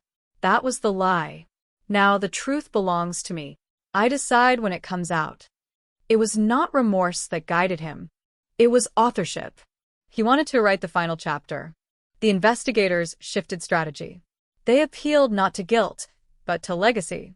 They spoke of families waiting, of children who had grown old without answers, of graves unmarked and memories suspended. They spoke of how silence would define him more than confession ever could. Hensley listened, expression unreadable. Then slowly he began to speak. He described a network not bound by formal structure, but by shared inclination. Men who recognized something in one another. Who exchanged stories, fantasies, warnings. Who gravitated toward jobs that offer mobility, anonymity, and access. Construction crews. Seasonal labor. Volunteer services. Roles that allowed movement through communities without scrutiny. He named 5. Some were dead. Some incarcerated for unrelated crimes. 2, he implied, were still alive and free. The names were redacted in public records, but within the task force, they detonated like buried explosives. Background checks revealed disturbing overlaps, proximity to disappearances, allegations quietly dismissed, behavioral red flags buried beneath years of unremarkable existence. The scope of the investigation expanded overnight. Federal agencies joined state task forces. Databases merged. Cold case units coordinated across jurisdictions. Families who had long abandoned hope received cautious calls, reopening old wounds with fragile possibility. And through it all, Hensley remained the axis. He offered fragments, never wholes. He spoke of rituals, of surveillance, of coded language, of meeting points chosen for isolation. He described nights spent watching, waiting, rehearsing.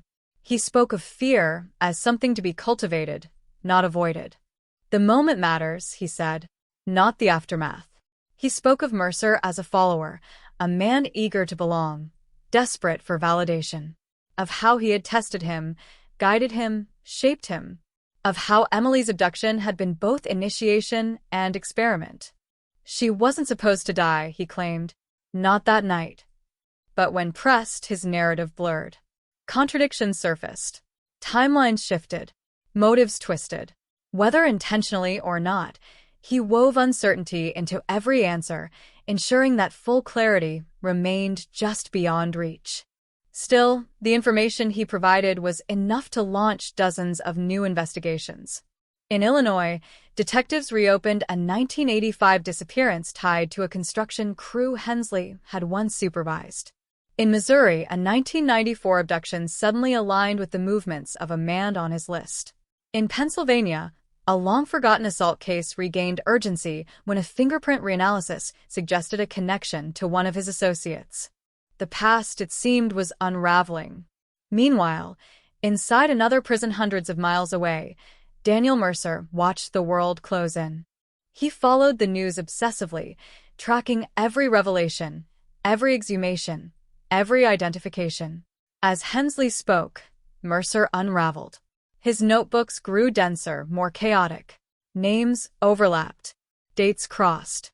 Lines spiraled into illegibility.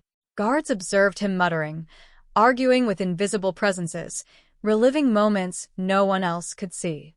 When investigators attempted to interview him again, he oscillated between confession and denial, lucidity and delusion. At times, he sobbed uncontrollably, begging forgiveness.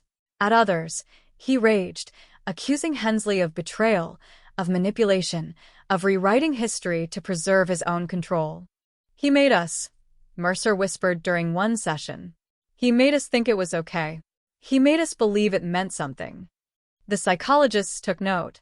What emerged was a portrait of radicalization through intimacy, of moral erosion accelerated by belonging. Hensley, they theorized, had not merely participated. He had orchestrated. Back in Millfield, the town endured a second wave of reckoning. The revelations reopened old suspicions, resurrected half-remembered rumors, forced painful re-examinations of local history.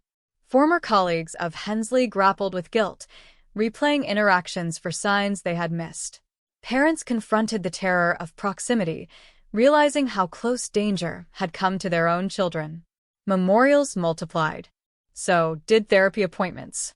And at the center of it all remained Emily. Her name anchored the narrative, a reminder of origin, a constant amid expanding horror. Her foundation funded DNA tests in dozens of cold cases. Her parents spoke at conferences, their grief transformed into advocacy. Through their efforts, more remains were identified, more families notified, more silences broken. Yet even as answers accumulated, resolution remained elusive. Because Hensley's information was selective, strategic, incomplete. Each meeting with him felt like standing at the edge of a precipice, glimpsing shapes in the darkness below, knowing they were real, but never seeing their full form. He offered coordinates, but never explanations. Names, but never motives. Details, but never the whole. The investigators understood his game. He was not seeking redemption. He was extending control. And as long as he possessed secrets, he remained powerful. They countered with patience. They cross-checked every statement. They verified every hint. They dismantled his narrative, piece by piece, exposing inconsistencies, pressuring him with contradictions, forcing him to refine, retract, reveal. It was a slow war of attrition, fought in interview rooms and forensic labs, in databases and courtroom motions, in the quiet hours of analysis when exhaustion threatened clarity. And slowly, the picture sharpened. A loose collective. At least 7 men. Operating intermittently from the late 1970s through the mid-1990s. Linked by proximity, opportunity, and shared pathology. responsible for an estimated 15 to 20 disappearances, possibly more. The number chilled every room it entered. Each statistic represented a life erased, a family shattered, a story cut short. Each one expanded the boundaries of grief, forcing communities far beyond Millfield to confront their own buried nightmares. As arrests began in other states, the nation watched, transfixed, as a hidden history of violence unfolded.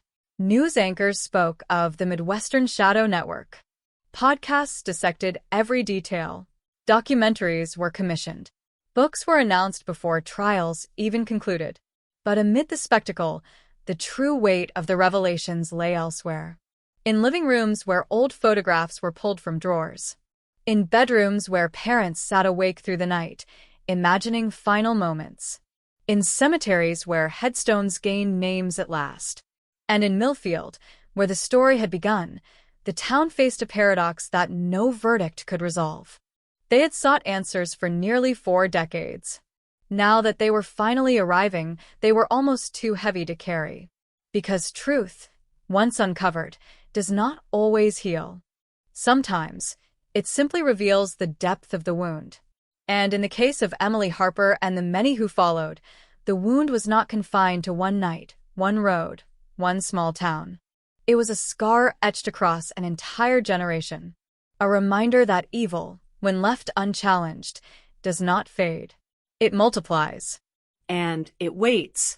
The deeper investigators went, the more the boundaries between past and present dissolved. Old files bled into new ones. Decades collapsed into weeks. Every recovered bone, every identified photograph, every half-confession pulled another thread loose from a tapestry that had been woven in darkness for nearly half a century. The truth, when it finally began to surface, did not arrive in a single revelation. It emerged in fragments. A fingerprint pulled from degraded evidence. A partial DNA match resurrected from a forgotten slide. A voice on an old tape, barely audible, yet unmistakable. Each fragment added weight, density, and horror to a narrative that no single mind could fully absorb. By late autumn, the task force had formally linked Mercer and Hensley to 12 confirmed victims and 8 additional suspected cases. The geographic span was staggering. From rural Ohio to industrial Michigan. From Appalachian Kentucky to suburban Indiana. From cornfields to riverbanks, abandoned quarries to construction sites, the crime scenes painted a chilling portrait of mobility and concealment. And yet, despite the mounting confirmations, one case continued to hover at the center of everything, unresolved in its emotional gravity. Emily Harper. Because even now, after the trials, after the convictions, after the confessions and the graves, her final moments remained elusive. The truth hovered just beyond reach, obscured by conflicting accounts and deliberate obfuscation. Hensley spoke of control. Mercer spoke of panic. Neither spoke of mercy. Investigators reconstructed the night repeatedly, refining timelines, recalculating distances, replaying audio, scrutinizing meteorological data, examining soil compression patterns, matching lunar phases with visibility conditions. Their goal was not simply to prove guilt. That had already been accomplished. Their goal was understanding. Because families deserved to know. And because history demanded it. Through careful reconstruction, a chilling sequence emerged. Emily had not been targeted at random. For weeks before her disappearance, Hensley had photographed her repeatedly, walking home, standing outside the diner, laughing with friends, sitting alone on the school steps. The images were intimate, invasive, collected from concealed vantage points, each frame capturing moments she believed were private. Surveillance, predation, planning. The night she vanished, Mercer had been waiting in his truck near the intersection. Hensley watched from a distance, monitoring, timing, signaling. The encounter lasted less than 90 seconds. A brief exchange. A moment of hesitation. Then the door opened. Emily stepped inside. Whether she believed she was being offered help or whether fear compelled her to comply would never be known. But once the truck moved, the outcome was sealed. The forensic evidence suggested she was restrained within minutes. The torn sleeve of her jacket bore fibers consistent with duct tape residue, a detail that aligned disturbingly with materials found in Hensley's garage. She was driven far beyond Millfield, across county lines, to a location chosen not for convenience, but for isolation. What happened next remained partially obscured.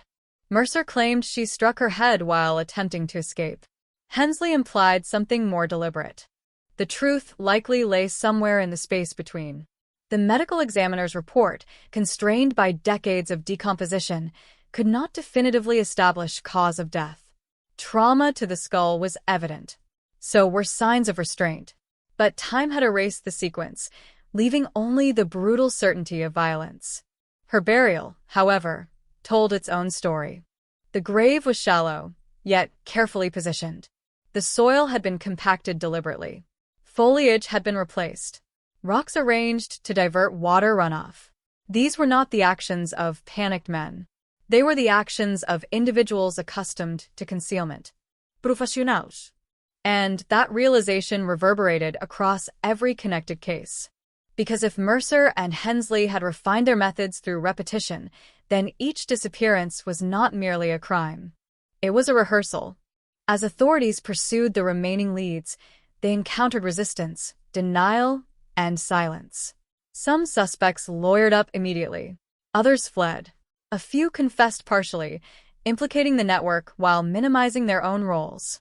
Several died before questioning could occur, taking their secrets into graves as unmarked as those they had helped create. The investigation expanded beyond criminal proceedings into sociological inquiry.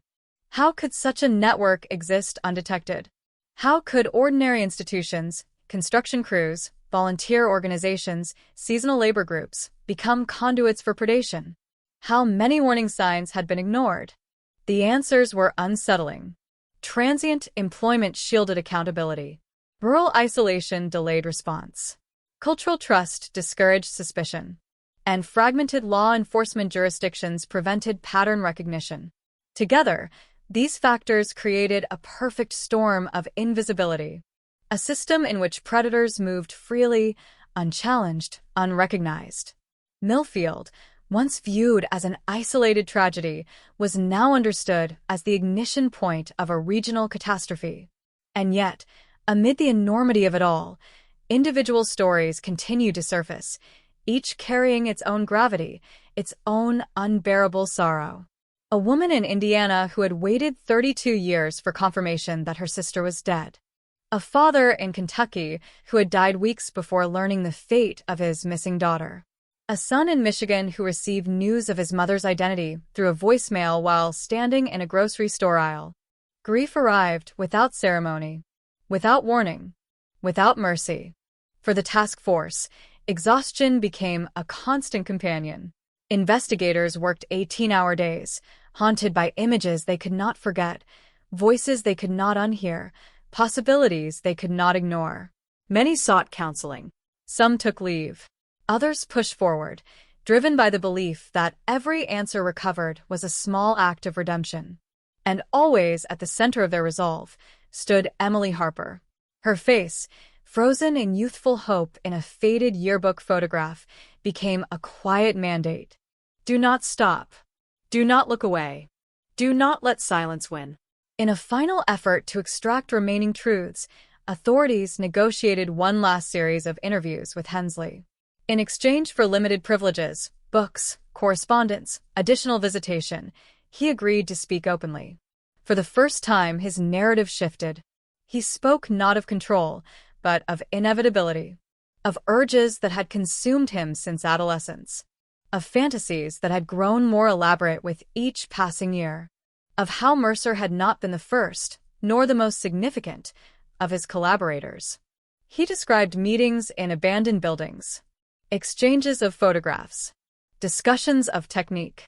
The words were clinical, detached, as if he were describing engineering projects rather than acts of annihilation. But when questioned about Emily, something fractured. His voice faltered.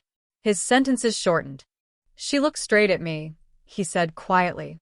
Just once. Before the truck pulled away. The room went still. "What did you feel?" the investigator asked. Hensley hesitated, then answered, "Power." The word hung in the air, heavy and final. And in that moment, the investigators understood something that no amount of evidence could fully convey. This was not about opportunity. It was not about circumstance. It was not about impulse. It was about domination, control, erasure, and the terrifying ease with which it could hide behind ordinary faces. As the interviews concluded and the last viable leads were exhausted, the investigation began to wind down. Some cases would never be solved. Some graves would remain undiscovered. Some families would never receive definitive answers. The shadow would never fully recede. But enough truth had emerged to reshape history, to redefine the narrative, to ensure that what had once been invisible would never again be ignored. And in Millfield, the town that had unwittingly become the epicenter of a decades-long nightmare, life began, slowly, to reassemble itself, not into what it had been, but into something new, something marked, something vigilant. Yet even as the town rebuilt, even as memorials faded into routine and grief softened into remembrance, one truth lingered with unsettling clarity. Evil does not announce itself. It whispers, it waits, and it walks unnoticed among the living. And only when it finally stumbles into the light do we realize how long it has been there. The silence that followed the arrest did not bring relief. It brought dread. Because when the sirens faded and the courthouse doors closed, the town realized something far worse than fear had begun: the slow, agonizing unraveling of truth. In interrogation rooms lit by cold fluorescent glare, questions circled like vultures. Names were spoken again. Timelines were dragged back into the light. And one story, repeated for 38 years, began to fracture. Detectives started with the simplest details. Where had he been that night? Who had seen him? What had he touched? Every answer was measured against dust-covered reports, brittle witness statements, and lab results that had once seemed useless. Slowly, painfully, the edges of a different narrative emerged, one that contradicted everything the town thought it knew.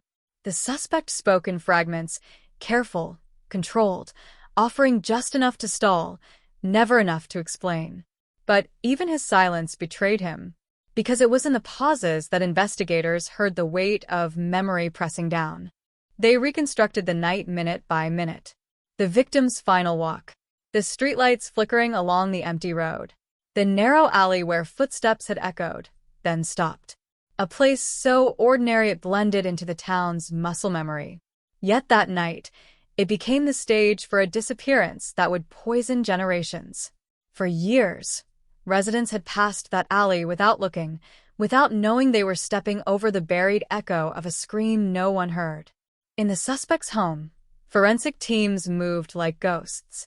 They peeled back wallpaper. They lifted floorboards. They drained pipes that had not been opened since the late 1980s. Each object they touched seemed to whisper. A stain beneath the staircase. A cracked tile in the basement. A rusted tool hidden behind insulation. Nothing alone proved anything, but together they formed a pattern of concealment, of panic, of a man who had lived decades inside a carefully built lie.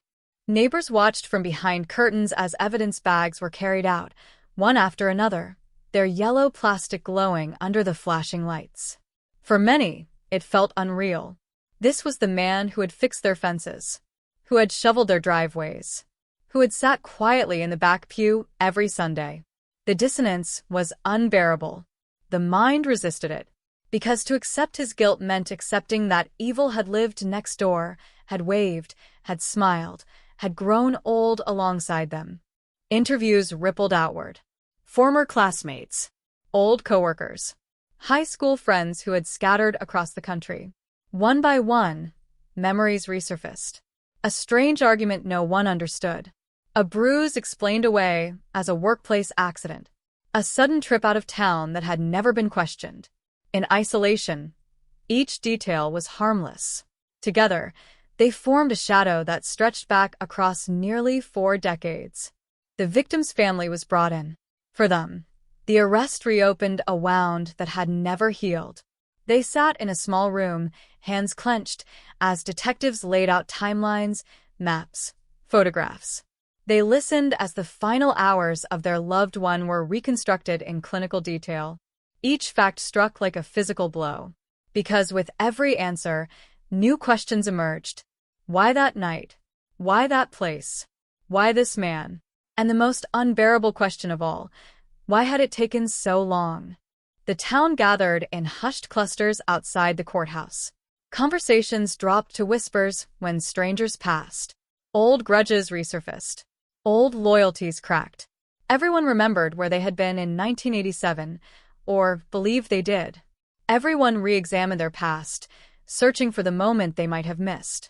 In diners and barbershops, in school hallways and church basements, the same sentence repeated. How did we not see it? As the prosecution prepared its case, they leaned heavily on science that had not existed when the crime was committed. DNA, trace analysis, digital reconstruction.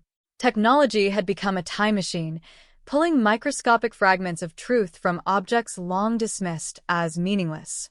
A single fiber, a partial print, a degraded biological trace. Each one carried the power to collapse decades of denial. Yet the defense moved just as quickly. They challenged chain of custody.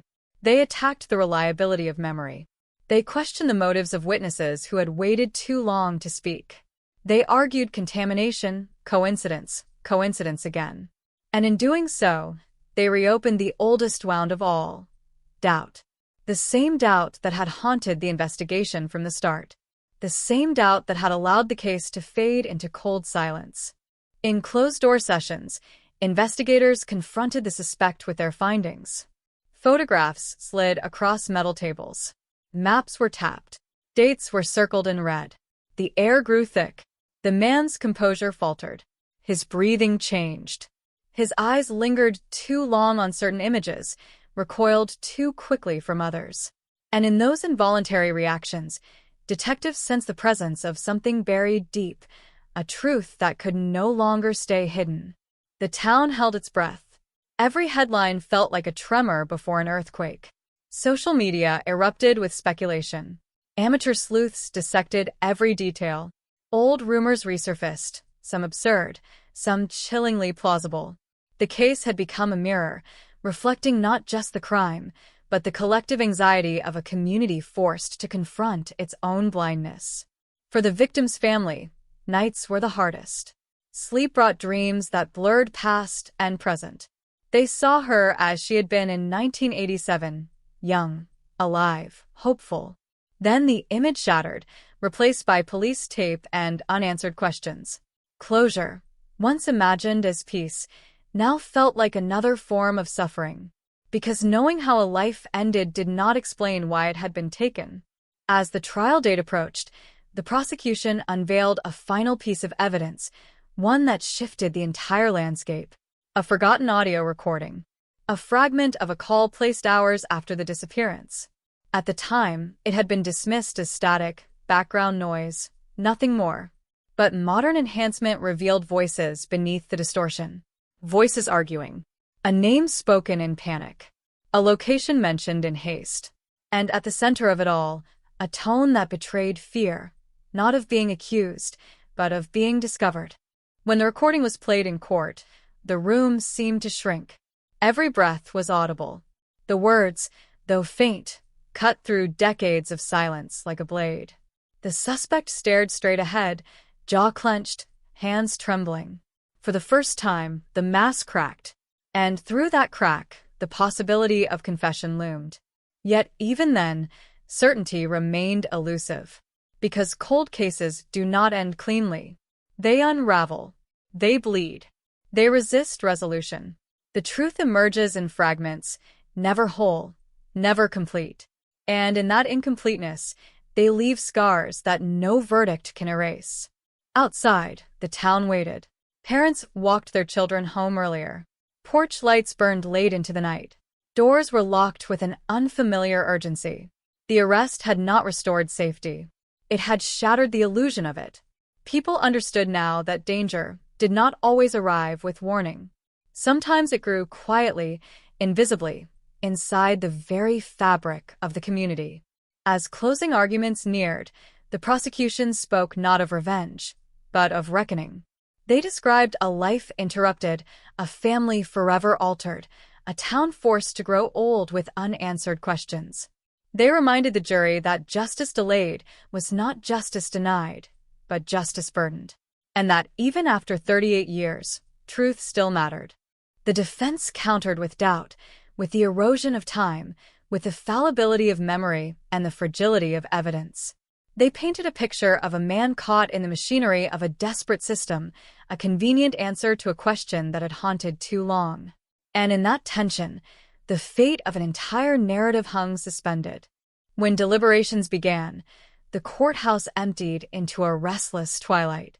The sky over Ohio burned red, then purple, then black. The town held its breath, suspended between the horror of what might be confirmed and the terror of what might remain unresolved. Inside the jury room, 12 strangers weighed decades of grief. They sifted through transcripts and photographs, through science and speculation, through the echoes of a night that refused to fade. Each decision felt monumental, each doubt unbearable. And as the hours stretched into days, the community waited, trapped between hope and dread, knowing that whatever the verdict, the past could never be undone, only understood. Because some crimes do not end when the guilty are named. They end when the living learn to carry the truth. And in this town, in this cold case reborn from silence, the truth was still fighting its way to the surface, dragging with it the weight of 38 haunted years. The verdict came on a morning so ordinary it felt cruel. Pale winter light filtered through the courthouse windows, falling across worn wooden benches polished smooth by decades of waiting. Outside, frost clung to the edges of parked cars. Breath hung in the air. The town gathered in silence, drawn by a gravity no one could resist. For 38 years, this place had carried a question like a splinter beneath the skin. Now, at last, the answer hovered just beyond reach. Inside, the courtroom was packed. Every seat filled. Every wall lined with faces etched in tension. Journalists held their recorders like lifelines. Detectives sat rigid, their eyes fixed on the jury door. The victim's family clasped hands, knuckles white, afraid to hope, afraid not to. And at the defense table, the accused stared forward, unmoving, a man suspended between the life he had lived and the truth he could no longer outrun. When the jury filed in, the room seemed to contract. 12 figures, carrying the unbearable weight of certainty. The foreperson stood. The judge nodded. And in that single breath before the words were spoken, time itself appeared to hesitate. Guilty. The word fell like a hammer. A sharp, final sound that shattered decades of doubt. A murmur rippled through the courtroom, quickly silenced by the judge's gavel, but the energy could not be contained. The victim's family collapsed into tears, grief and relief tangled together in a way that defied language. Some covered their faces. Others stared at the floor, as if the ground itself had betrayed them by waiting so long to speak. The accused did not react at first. His eyes remained fixed ahead, jaw tight, shoulders locked in place. Then, slowly, the tension drained from his face, replaced by something hollow, something almost vacant. It was not remorse. It was surrender. The long performance had ended. The lie he had carried for most of his life had finally crushed him beneath its weight. Outside, the news spread in waves. Phones lit up. Social media erupted. Headlines screamed across screens. A cold case solved, justice at last, a town released from its haunted past. Yet celebration felt inappropriate. There was no victory here, only resolution. And even that came at a devastating cost. In the days that followed, the story replayed endlessly. News segments reconstructed the timeline. Experts analyzed the evidence. Commentators debated the failures that had allowed a murderer to live free for nearly 4 decades. But for the people who had lived inside the mystery, the noise faded quickly, replaced by a quieter, heavier reckoning. Because closure did not feel like peace. It felt like exhaustion. The victim's family returned home to rooms filled with memories. Photographs, once hidden, were brought back into the light. A childhood bedroom, preserved for decades, finally opened. They spoke her name aloud again, not as a question, but as a certainty. Yet the answers they had waited for so long to receive only deepened the ache. Knowing how she died did not restore the life she should have lived. It simply clarified the shape of their loss. For the detectives, the case lingered like an echo. They reviewed every step, every misjudgment, every missed opportunity. The technology that had finally solved the crime also exposed the limitations of the past. Evidence mishandled, leads overlooked, assumptions left unchallenged. It was a victory, yes, but also an indictment of a system that had failed when it mattered most.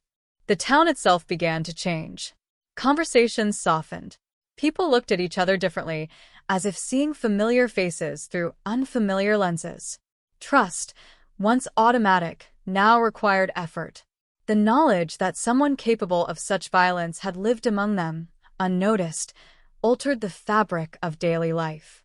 Doors were locked more often. Children were watched more closely. Silence became suspect. And yet, amid the unease, something else emerged. A fragile, tentative sense of connection. Neighbors spoke more, gathered more, shared memories, grief, and disbelief in equal measure. The cold case that had once divided them now bound them together in collective mourning and collective responsibility. At the sentencing, the courtroom filled once more. This time, the air felt heavier, the silence deeper. The judge spoke of accountability, of the sanctity of life, of the immeasurable harm inflicted not just on a single victim, but on an entire community. The sentence was severe, as it had to be. A lifetime for a lifetime. Yet even as the words were spoken, everyone understood their limitations. No punishment could restore what had been taken. No prison term could rewind time. As the accused was led away, he turned once, briefly, toward the gallery. His eyes met those of the victim's family. For a moment, the distance between them seemed infinite.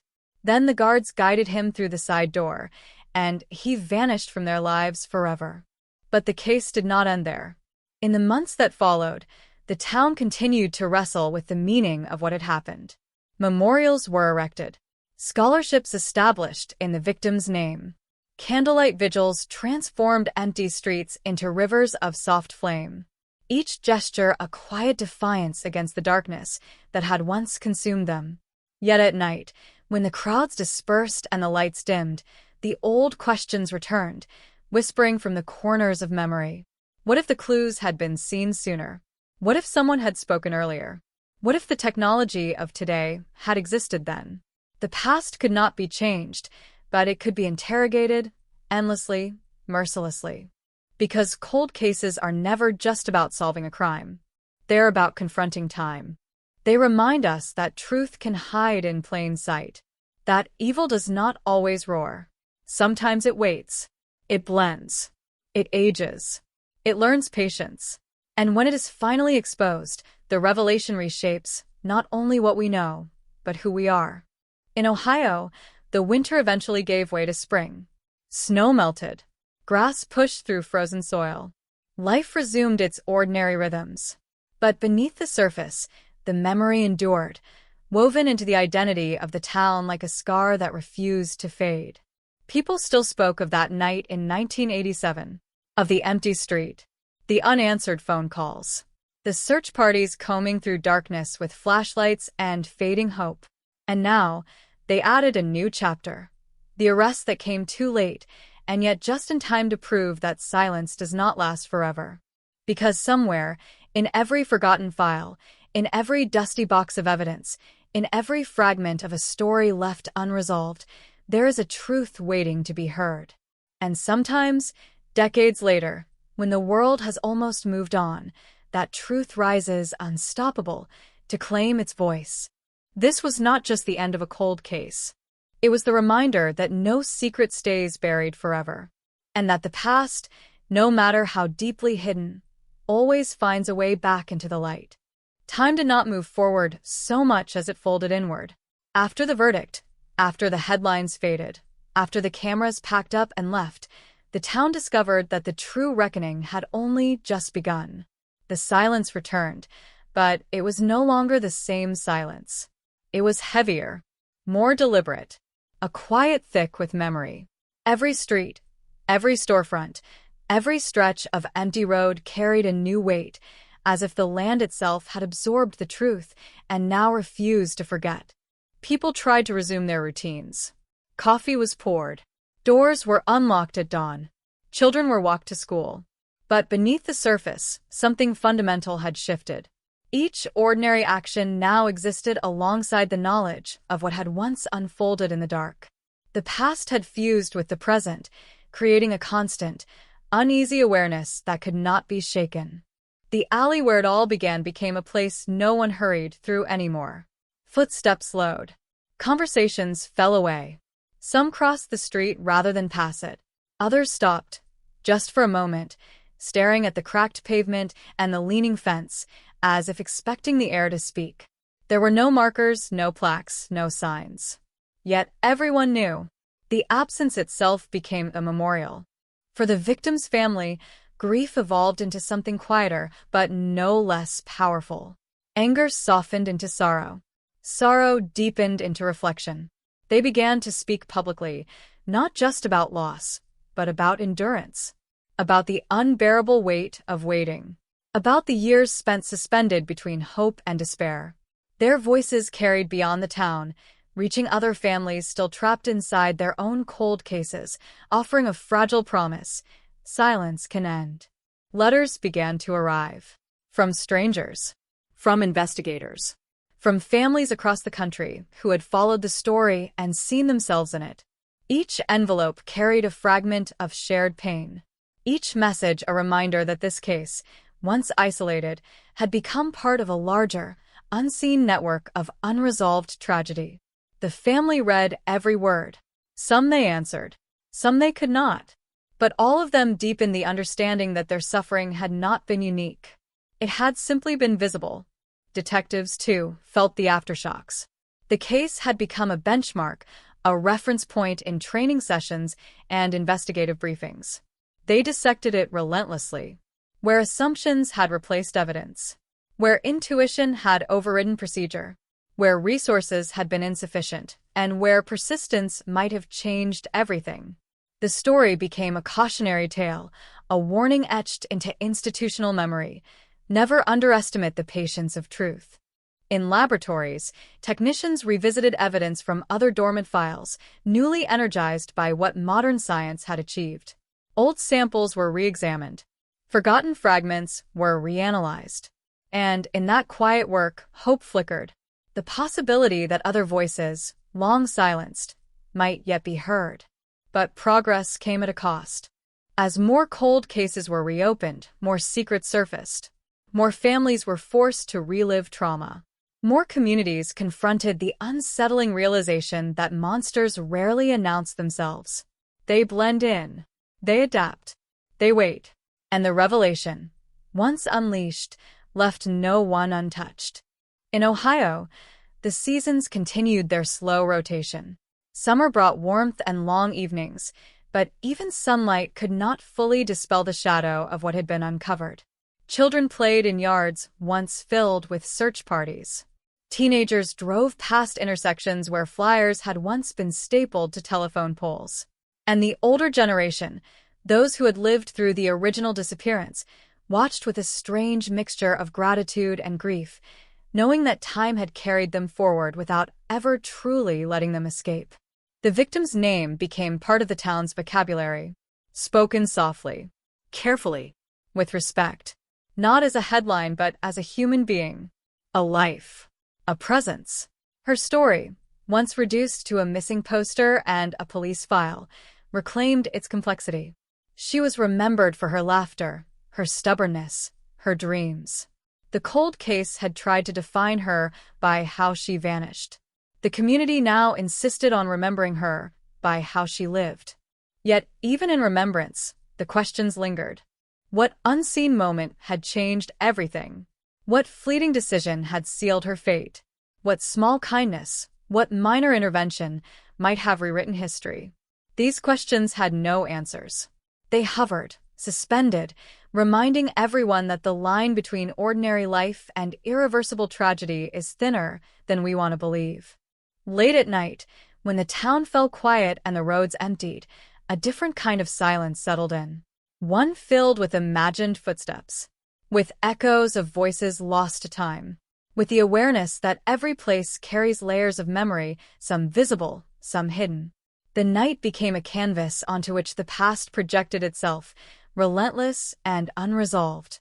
Because even after justice is delivered, even after a verdict is spoken, the mind continues to wander back. Back to the unanswered hours. Back to the uncertainty. Back to the moment when everything could still have been different. This is the legacy of a cold case. Not just the solving of a crime, but the permanent alteration of how a community understands itself. Trust becomes cautious. Memory becomes sacred. And the past, once buried, becomes an ever-present companion. The story of Ohio 1987 did not end in a courtroom. It continues in the way people lock their doors, in the way parents hold their children closer, in the way strangers study one another just a little longer.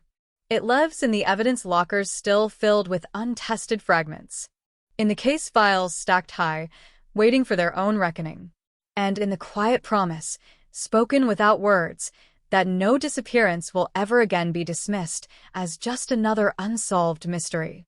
Because every cold case is a reminder that time does not erase truth. It only delays it.